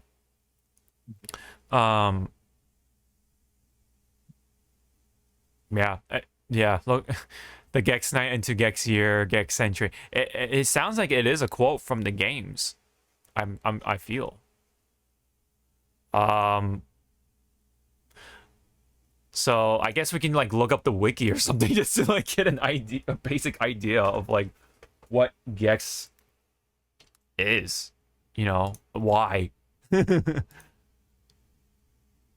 So Gex is a platform game developed by Crystal Dynamics. It was originally released for the 3DO. Oh man, that's like old school stuff. Ports of the game for PlayStation and Sega Saturn were later developed by Beam Software. A PC version was licensed by Microsoft and released for Microsoft Windows. It was a pack-in game for Panasonic models. Blah blah blah blah. It is the first in the Gex series of the video games. Introduces players to the title character and a wisecracking, television-obsessed gecko voiced by comedian Dana Gold, excuse me, who must venture through the media dimension and defeat Rez, the overlord of the dimension, who wants to make Gex into his new network mascot. That's such a like 90s. Oh man, that sounds so 90s, man. hey, we grew up in there. I know, but still, that's so 90s. I know. This is the voice actor, I guess. Well, original voice actor. Is he wait, hold on, but is he coming back to voice him? I didn't say. Yeah, it doesn't say here at least. I wonder who's the new Gex then. Huh. I am. Huh. Oh, I'm is he? Spartacus. Was he? No, he's not a poo, right? No. Oh no, he's like multiple voices for The Simpsons, I guess, including himself. Okay. So he's done like a number of voices for Simpsons. He's been on Seinfeld, Roseanne, Sabrina the Teenage Witch. Remember that show? With Salem the cat. The weird like puppet cat thing that was always on the couch. And then when they pick him up, it's the real cat, of course. Or that funny gif of Salem doing this with the hellfire. It was like, Yeah. So, so he's supposed to be the game's lead character, intended as a mascot for the developer who could rival the likes of other immensely popular platformer characters, primarily Mario and Sonic the Hedgehog. Initially intended for completion in 1994. Okay, blah blah blah blah. Several features were cut of a necessity to complete the game on time, but some of these features were later re-added by a team of developers who program several other secret features into the game. So it looks like Gex has always kind of like went through like this hell, like development hell for some reason. I'm not sure why. Oh, okay. I guess it's just limited team and resources at the time. Okay. Interesting. And it's just like a platformer. If you look, like the screenshot right here is like, it just look just from that one screenshot. It just kind of, yeah, it just looks like a generic platformer. Nothing like. Here, you know what? Fuck it. I'll just bring up a classic. Let's look like a classic trailer or something. Yeah. Ooh, something's happening. Hold on. Gex. Well, there's David Video Game Donkey. Well, hold on. Defunct game. I just want to see like a hold on. Maybe a trailer will definitely help. So yeah. Try put like 90s trailer or something. 1990s. Oh man. Wow. Oh, this is a 3D one. Okay. Clock says party time. Oh my god. Sweet, like candy. Whoa. Let's get it on.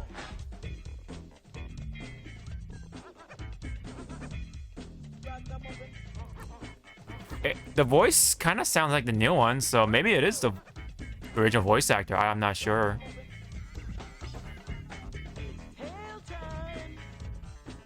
This is such a 90s trailer, man. It kind of is a trip.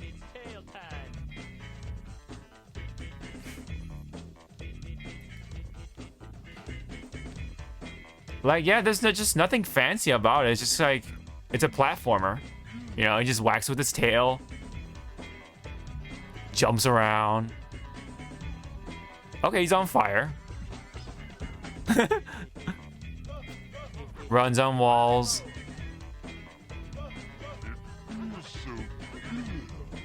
The clock says party time. Damn. That's okay. That was a thing. That was something. As a more 90s cartoon. Let's take a look at this. This is Gex 3. This is supposed to be like the one of the newer ones, quote unquote. Okay, so you can like throw on. Okay, look at that. You got tanks. You can ride a camel. You can be a pirate, I guess. Detective. Oh, you can wear a sombrero? Ride a donkey? Holy crap, man. This is so 90s, man. It hurts. 1999, but yeah. What a time to be a gamer.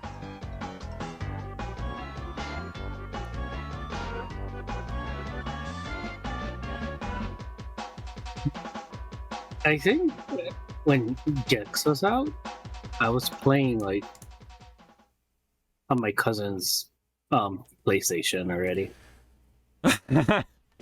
Yeah. I was a Nintendo guy, so I definitely like saw it. But I never like thought about like renting it or anything like that. I was already renting like other games, including like Mario and like Smash Brothers, and I had the pod racing game, and like played like the Star Wars stuff. GoldenEye, right? That's like classic, you know. But man, okay. I mean, I guess it's just like that like a meme thing, right? You know, cult following, and then became a meme, and then yeah. But Oh, and you want to go through this 4-hour fucking gameplay video. We'll definitely know about by then. No, I'm kidding. But yeah, Gex is back, and I guess it's gonna be a trilogy collection thing. I think it's gonna be like remade, because it's like a brand new engine. From the ground up, probably. Yeah, built from the ground up. Tail time is imminent. Through the science of the carbon engine, Gex fans will be able to revisit Gex Enter the Gecko, and Gex 3 Deep Cover Gecko on modern systems for the first time. And yeah, that's essentially it. So it looks like this might be the hint of what the graphics will look like with the cell shading stuff. I mean, yeah, that's cool. Were you expecting someone else? Yeah. I wonder. I wonder if it'll be 3D like cell shaded, or I don't know. Yeah. But interesting. Yeah. What a weird time, or what a time to be a fan of those old ass games. Yep. Yeah. And not to mention, I think there were like multiple other like old games just coming back too. So like I had a hard time like tracking down everything, but yeah, I guess it's a good time to be a classic gamer. In a way, at least. But anyway, so Gex, that's one of them. It's coming back, so rejoice, I guess, for the Gex fans. Yep. Funny. So it'll be a trilogy collection, and we'll have to see how the game itself actually looks. Mm-hmm. Again, published by Square Enix, so I'm surprised Square Enix was like willing to even put their name on that. Well, it's funny because Crystal Dynamics made those Tomb Raider games for Square Enix, and then I believe they sold them off to somebody else. I believe. Or something, some shit happened. Yeah. This is gonna be a pattern. Yeah, I know. Limited run. Hopefully, I wish the best of luck to make this game awesome for the fans. I wonder what the carbon engine can do, though. Maybe it specializes in like 2D or the cell shading stuff. Huh? We'll find out, I guess. But yeah, that's pretty much it on that part. So now we can go to the rest of the stuff, and featuring anime, movie, streaming series, and more. All part of the Hollywood stuff. Well, most of them anyway. But in weird news, FF16 apparently is gonna have an all-female theater trope musical, I guess you could say. A Final Fantasy 16 musical has been announced.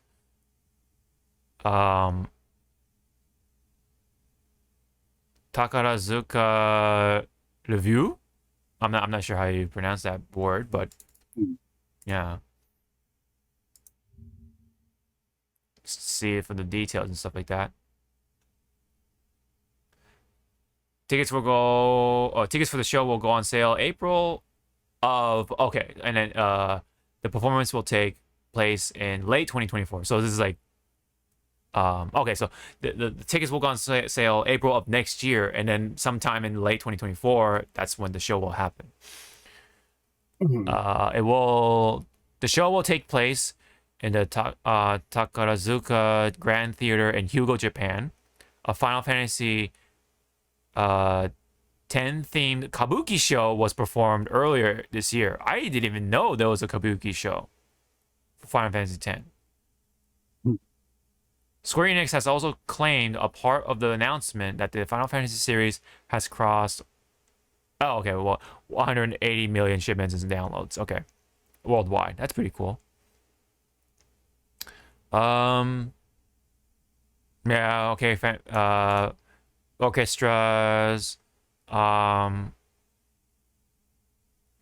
Final Fantasy 16 shipped and digitally sold 3 million copies in less than a week of availability, according to Square Enix. That's fucking big, man.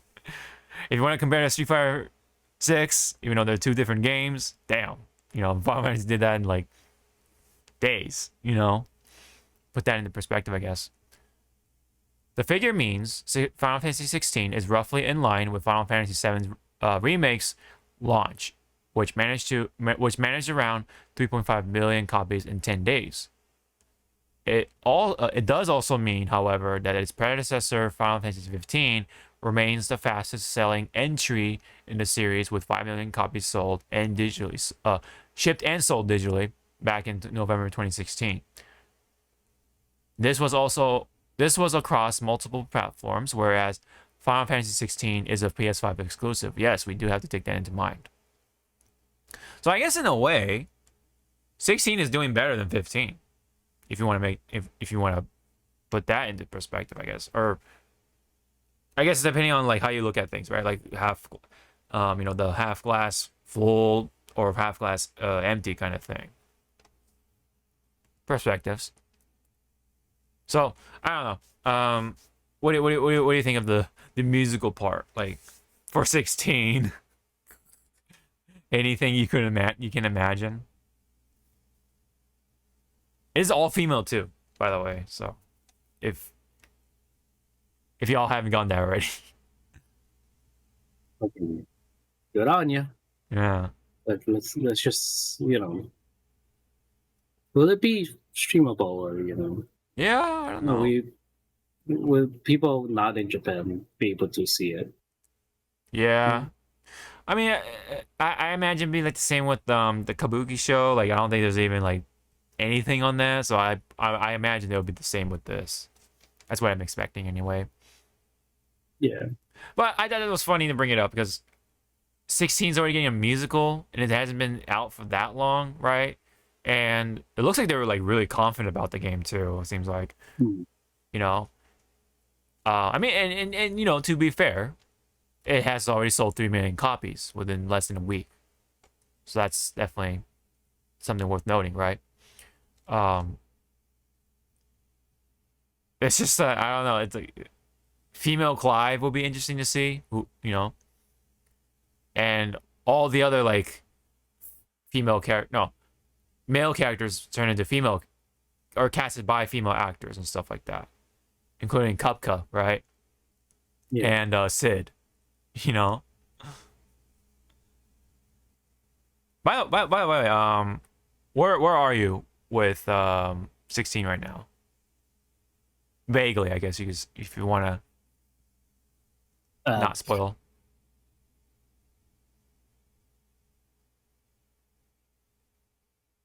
I think I have my 6th. I got. Okay. I think I definitely just got the Titan parry, so.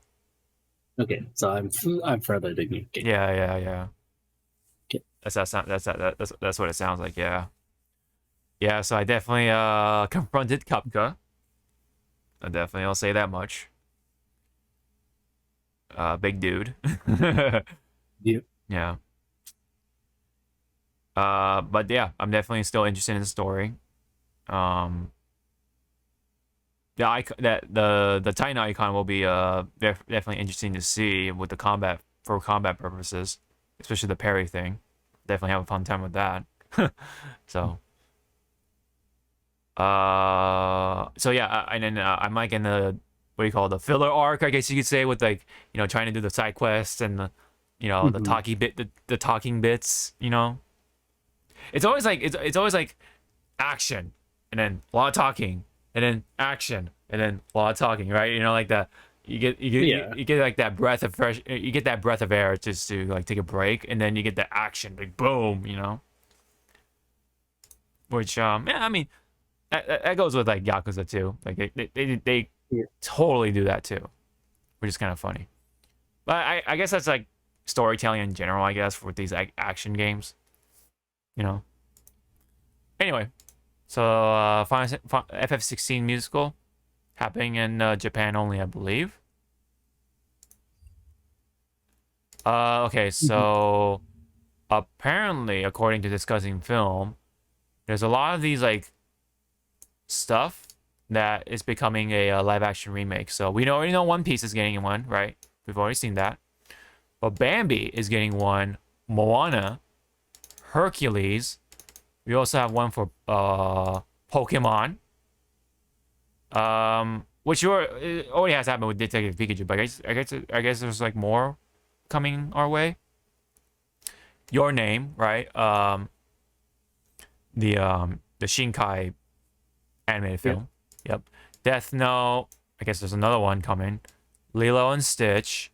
Snow White, which apparently there's like another controversy again with another Disney franchise being live action. Right. Aristocats, or no, excuse me, Aristocats, excuse me.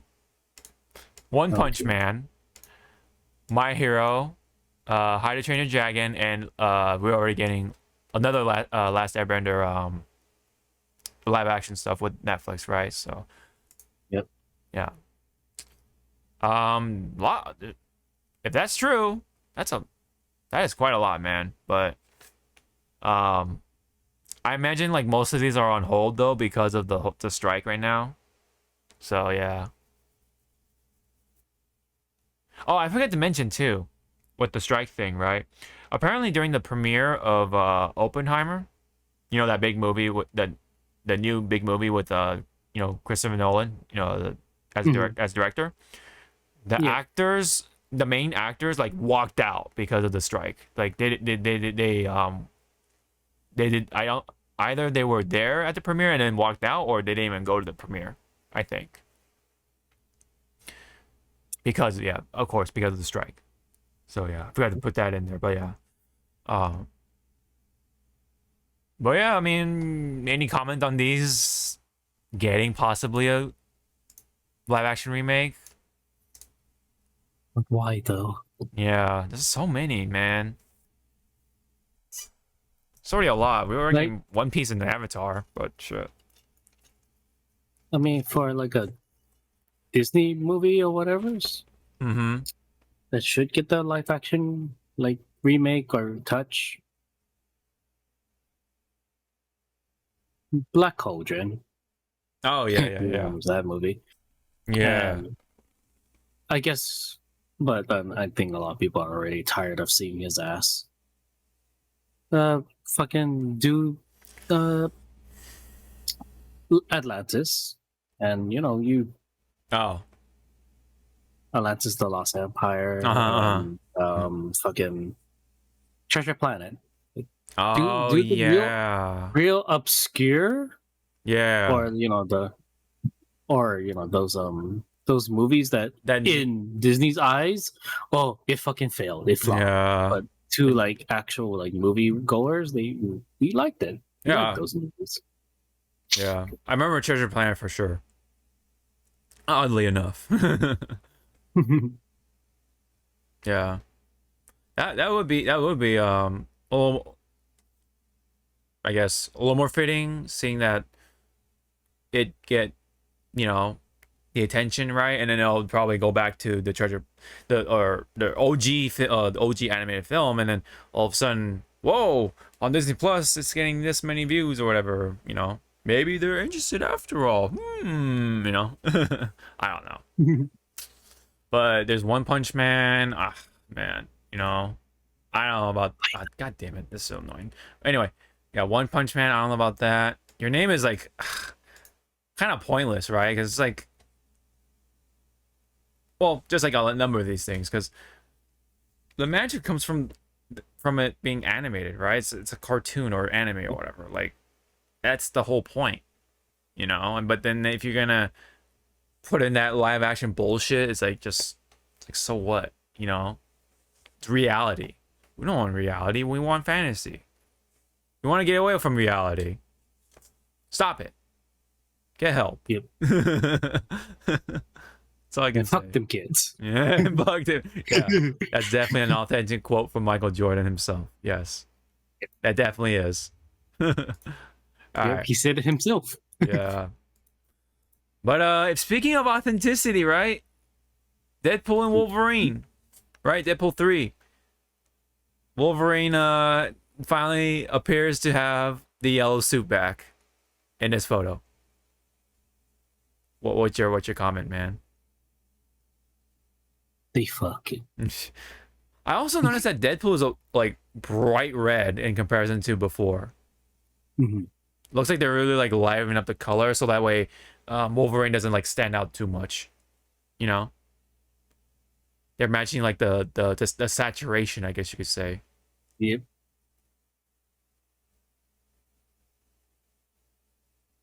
But yeah, what else do you think? Oh, I guess yeah. Oh, there's a high res one. Holy shit. There you go. Looks good, but I hope I wonder if he's gonna have the mask.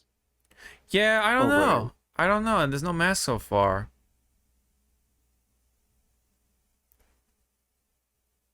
I kind of hope he does to kind of like match, quote unquote, with Deadpool.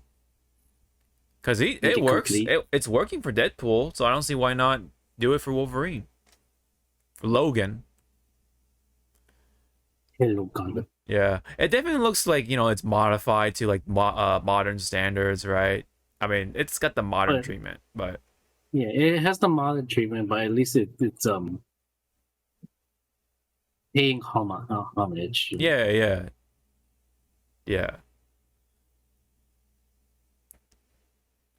You know, they could have gone also with the do you remember X-Men Evolutions Wolverine?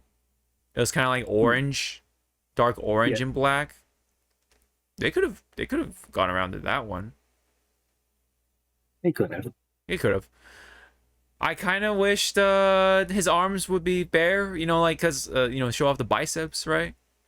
It's like an entire suit, you know what I mean? So it didn't quite show off like cuz you know, when you think of Logan, right? You think of like hairy arms and like bigger biceps, you know, like pretty manly, right? He's like a pretty manly man, you know. But you know, he's got the suit on. It's like it's a full suit, so you can't really see his skin or anything like that. So I think it could have been better, but at least they did it. They at least they tried to bring in the yellow suit. Oh, and also minus points for no blue underwear. The outside underwear. But that's like very old school, I feel. Yep.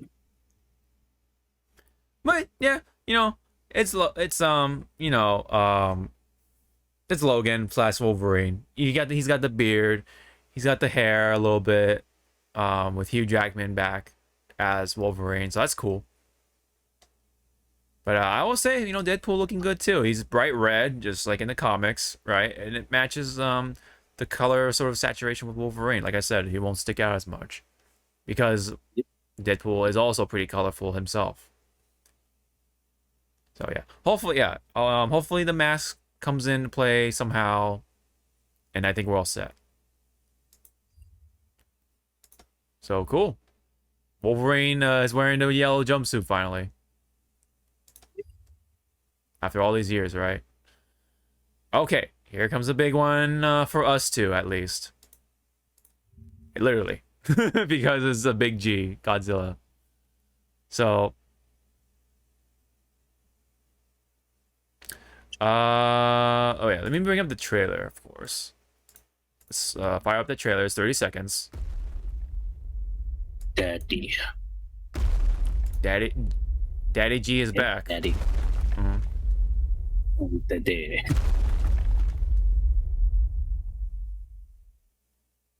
Can I help you?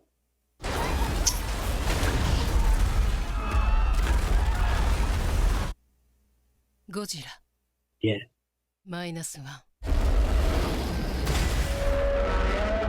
So -1 equals 0. Yeah. Or negative So 1. yeah, it's Godzilla -1. So what does that mean? I don't know. So, and also, is this a whole separate universe, or is it continuing? It's going back to it's like post World War II. So it's kind of like going back to the, you know, the classic era almost. Timeline wise. So it might be a separate one. I don't know if this is going to be Shin Godzilla or whatever. You know, the Shin Godzilla universe. What I like about the logo, I like how, you know,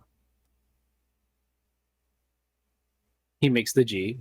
Yes. But I feel like this almost looks like a Yakuza, like a dragon, something like boss fight about to happen. Like smack the smeared paint, the paintbrush thing. Yeah. Okay. Yeah, the strokes. So Yeah. it's like I can't be helped. Yeah.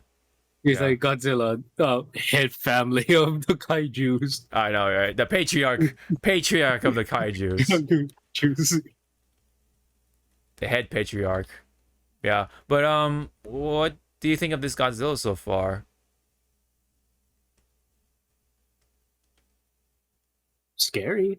Yeah, The he looks eyes. definitely scary. The eyes are like really tiny and stuff like that, so it kind of gives off the menacing look. It kind of the way the head is shaped, it almost looks like the Heisei period. Yeah, it's like blending like Heisei and of course the Showa stuff, kind of, right? Or the old Godzilla almost. And then you have like the webbed mouth, right, to kind of like convey like the Shin Godzilla aspect, almost. And then if you look at his scales too, it's like very like uneven. It's not uniform, so it looks like he got like fucked up or something. So it's also playing like the distorted, mutated aspect of it. You know, looks like Abomination kind of thing almost. A little bit, you know. To play the whole nuclear war sucks kind of thing. And he definitely got his mouth wide open, mouth wide open, and about to rip that train just like all the old times, right? Someone was like, name a more iconic rivalry, and it's Godzilla versus the train. Sorry, go ahead. I was gonna say, like, I'm waiting for that one special movie to get remade. I don't know who can do it. Who should do it? Would it be Legendary? Would it be Toho? Remake Final Wars. Oh, I mean, or fuck it, man, make a new one. Like a new Final Wars. Final Wars. Yeah.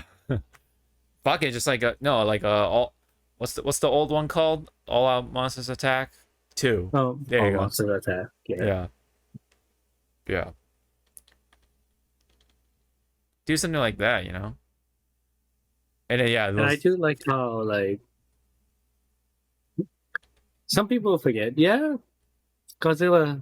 Yeah, he fights other kaijus, but it's like you forgot some of you forgot the basis of what Godzilla is. He is a force of nature. He doesn't give two shits about you. Yeah. Which that's what I liked about Shin Godzilla. It's like it's going in that direction. Yeah, that's Godzilla. It's like, what do you mean? Yeah. Fucking cares about zero shits about you. Mm-hmm. Yeah. Yeah, you see like some of his feet, and his face. Here comes the foot fetish. Yeah, I know. People. Yeah, again, this is supposed to be like post World War II era, so that's why it kind of explains the look of it. But even if you look a little closely at some of the shots, where was it? Is it after this part? There's like a good amount of color, I would say. I think it's like during the train part. Oh shit. So hold on.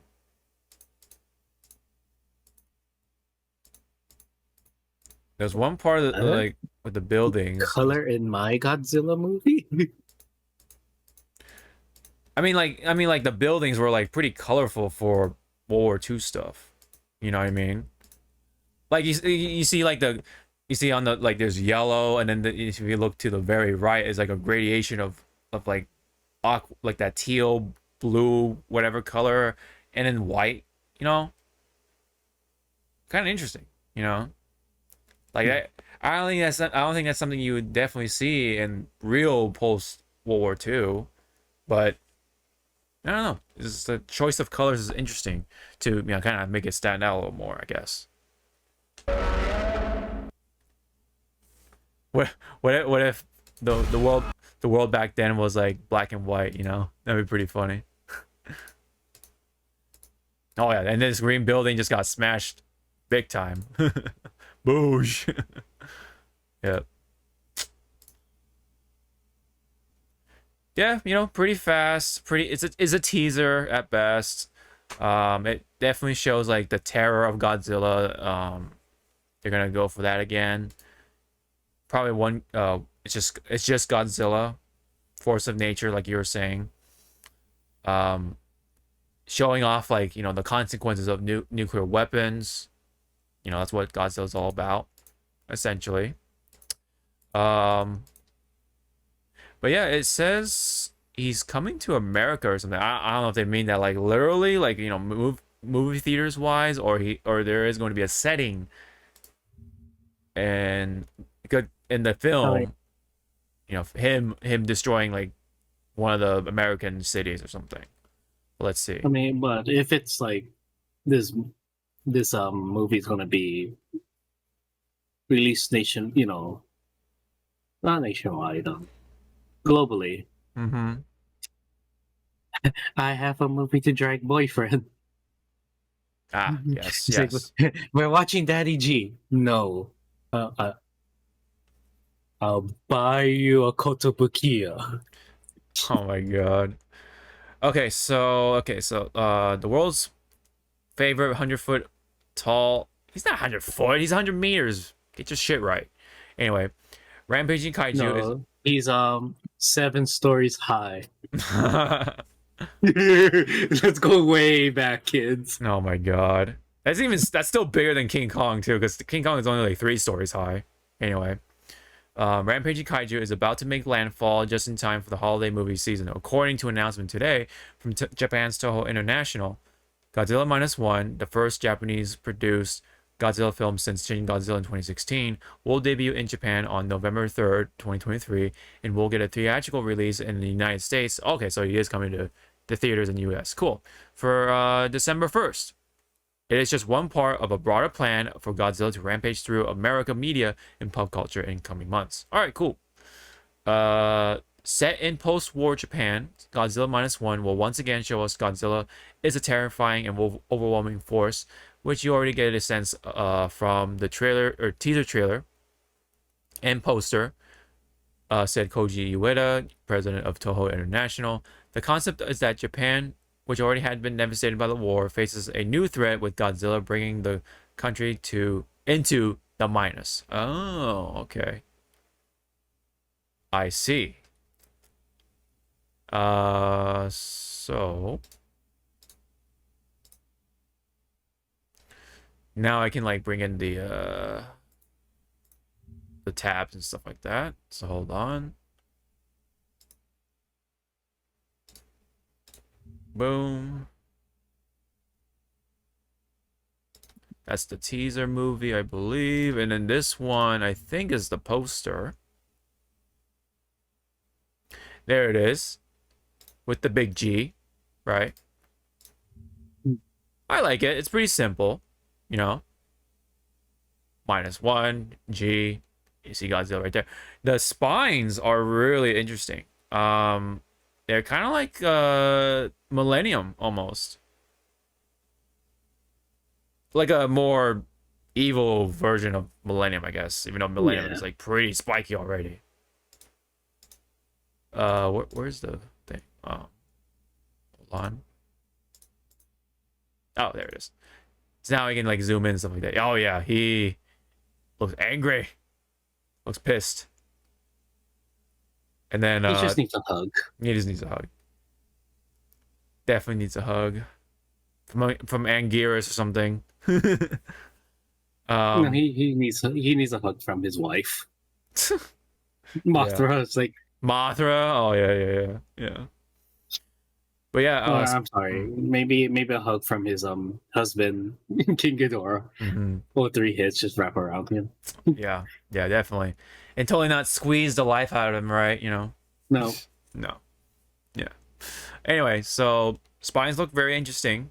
Very like the story is, you know, this not like I said, like it's not, there's no like uniformity just like his scales, right? It's like there's look at his shoulder, right? It's like a cluster like of just like random scales. Yeah, it looks like he's almost like he really mutated, right, from something. I think his face got like scarred or something. I'm not sure if that is the case. Let me see. Let's look at the close up of his face. Yeah, it looks like he had like a scar or something from maybe getting hit by the bomb, right? Like the nuclear bomb or whatever, the hydrogen bomb, atom bomb, whatever, right? And then, but yeah, he really does look like Heisei, like you were saying, especially with the top part of his head. It's got the little spines right there, and then the round shape, small eyes.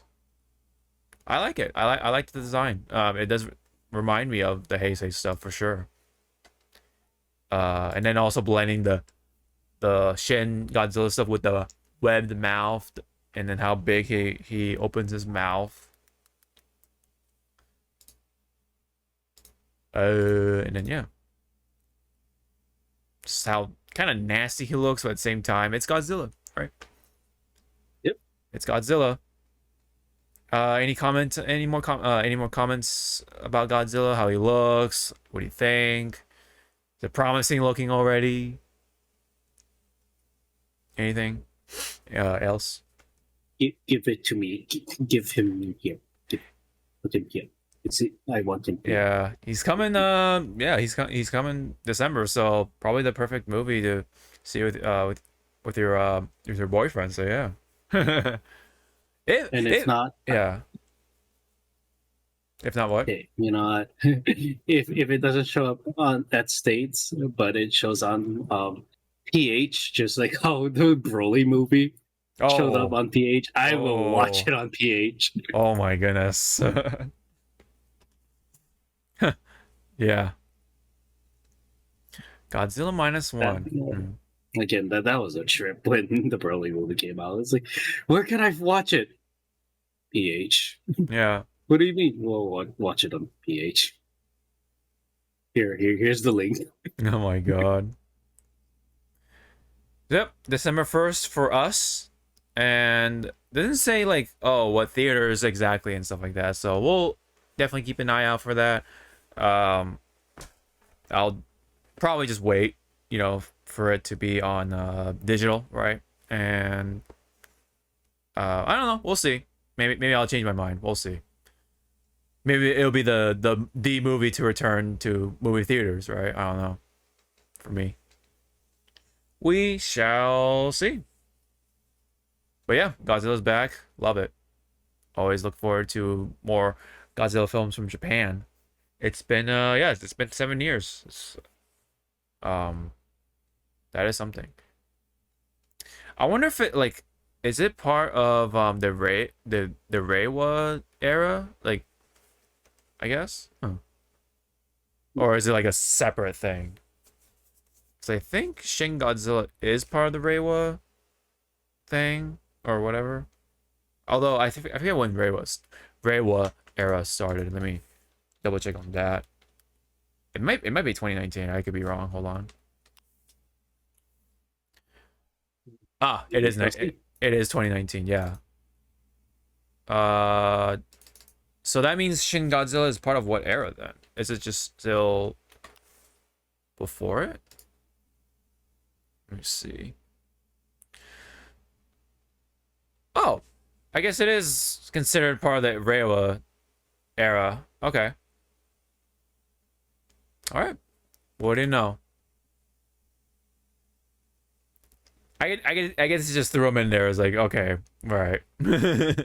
Yeah. Yeah, funny. Well, anyway, that's all I think for this episode. Ending it on the big G. Looking forward to it. What a time to be a fan of certain things. But when it comes to Hollywood, not so much right now. That's not eating good. It's kind of poverty-ish. Yeah. Yeah. Again, hopefully that works out, man. Hopefully it works out for the people. So, anyways, thank you very much for tuning in for this episode of the Hypecast. Another episode done, recorded on this Saturday. So this is the second Saturday recording, I believe. So yeah.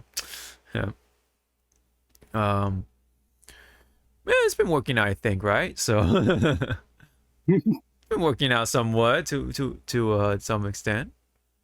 Yeah. Yeah. Somewhat. Unless there's, I mean, was there anything you wanted to was there anything you wanted to like sprinkle in before we officially sign off? I guess for like those that for video games on the horizon, one that's sticking out for me is Baldur's Gate. So if those that wants to try what D&D is, Baldur's Gate is a good introduction. It's not going to teach you a lot about D&D, but it's going to give you like a taste of it. So yeah, play Baldur's Gate. You can play it solo, or you can play it with groups, with a group of friends. If you buy it right now, you have early access, and then I believe that the developers say that those who bought it and still have early access, you have 72 hours like beforehand, before the actual release date, which is August 3rd. To play like up to a certain part of chapter 1 of the campaign. I see. So it's like, wow, like really nice of them, because this game's been in development for a long time.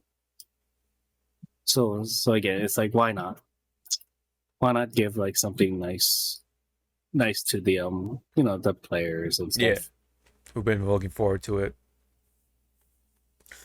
Yeah, but it's just weeks away, right? And then Evo is like right around that time. Yeah, it's pretty funny. Nice introduction to August,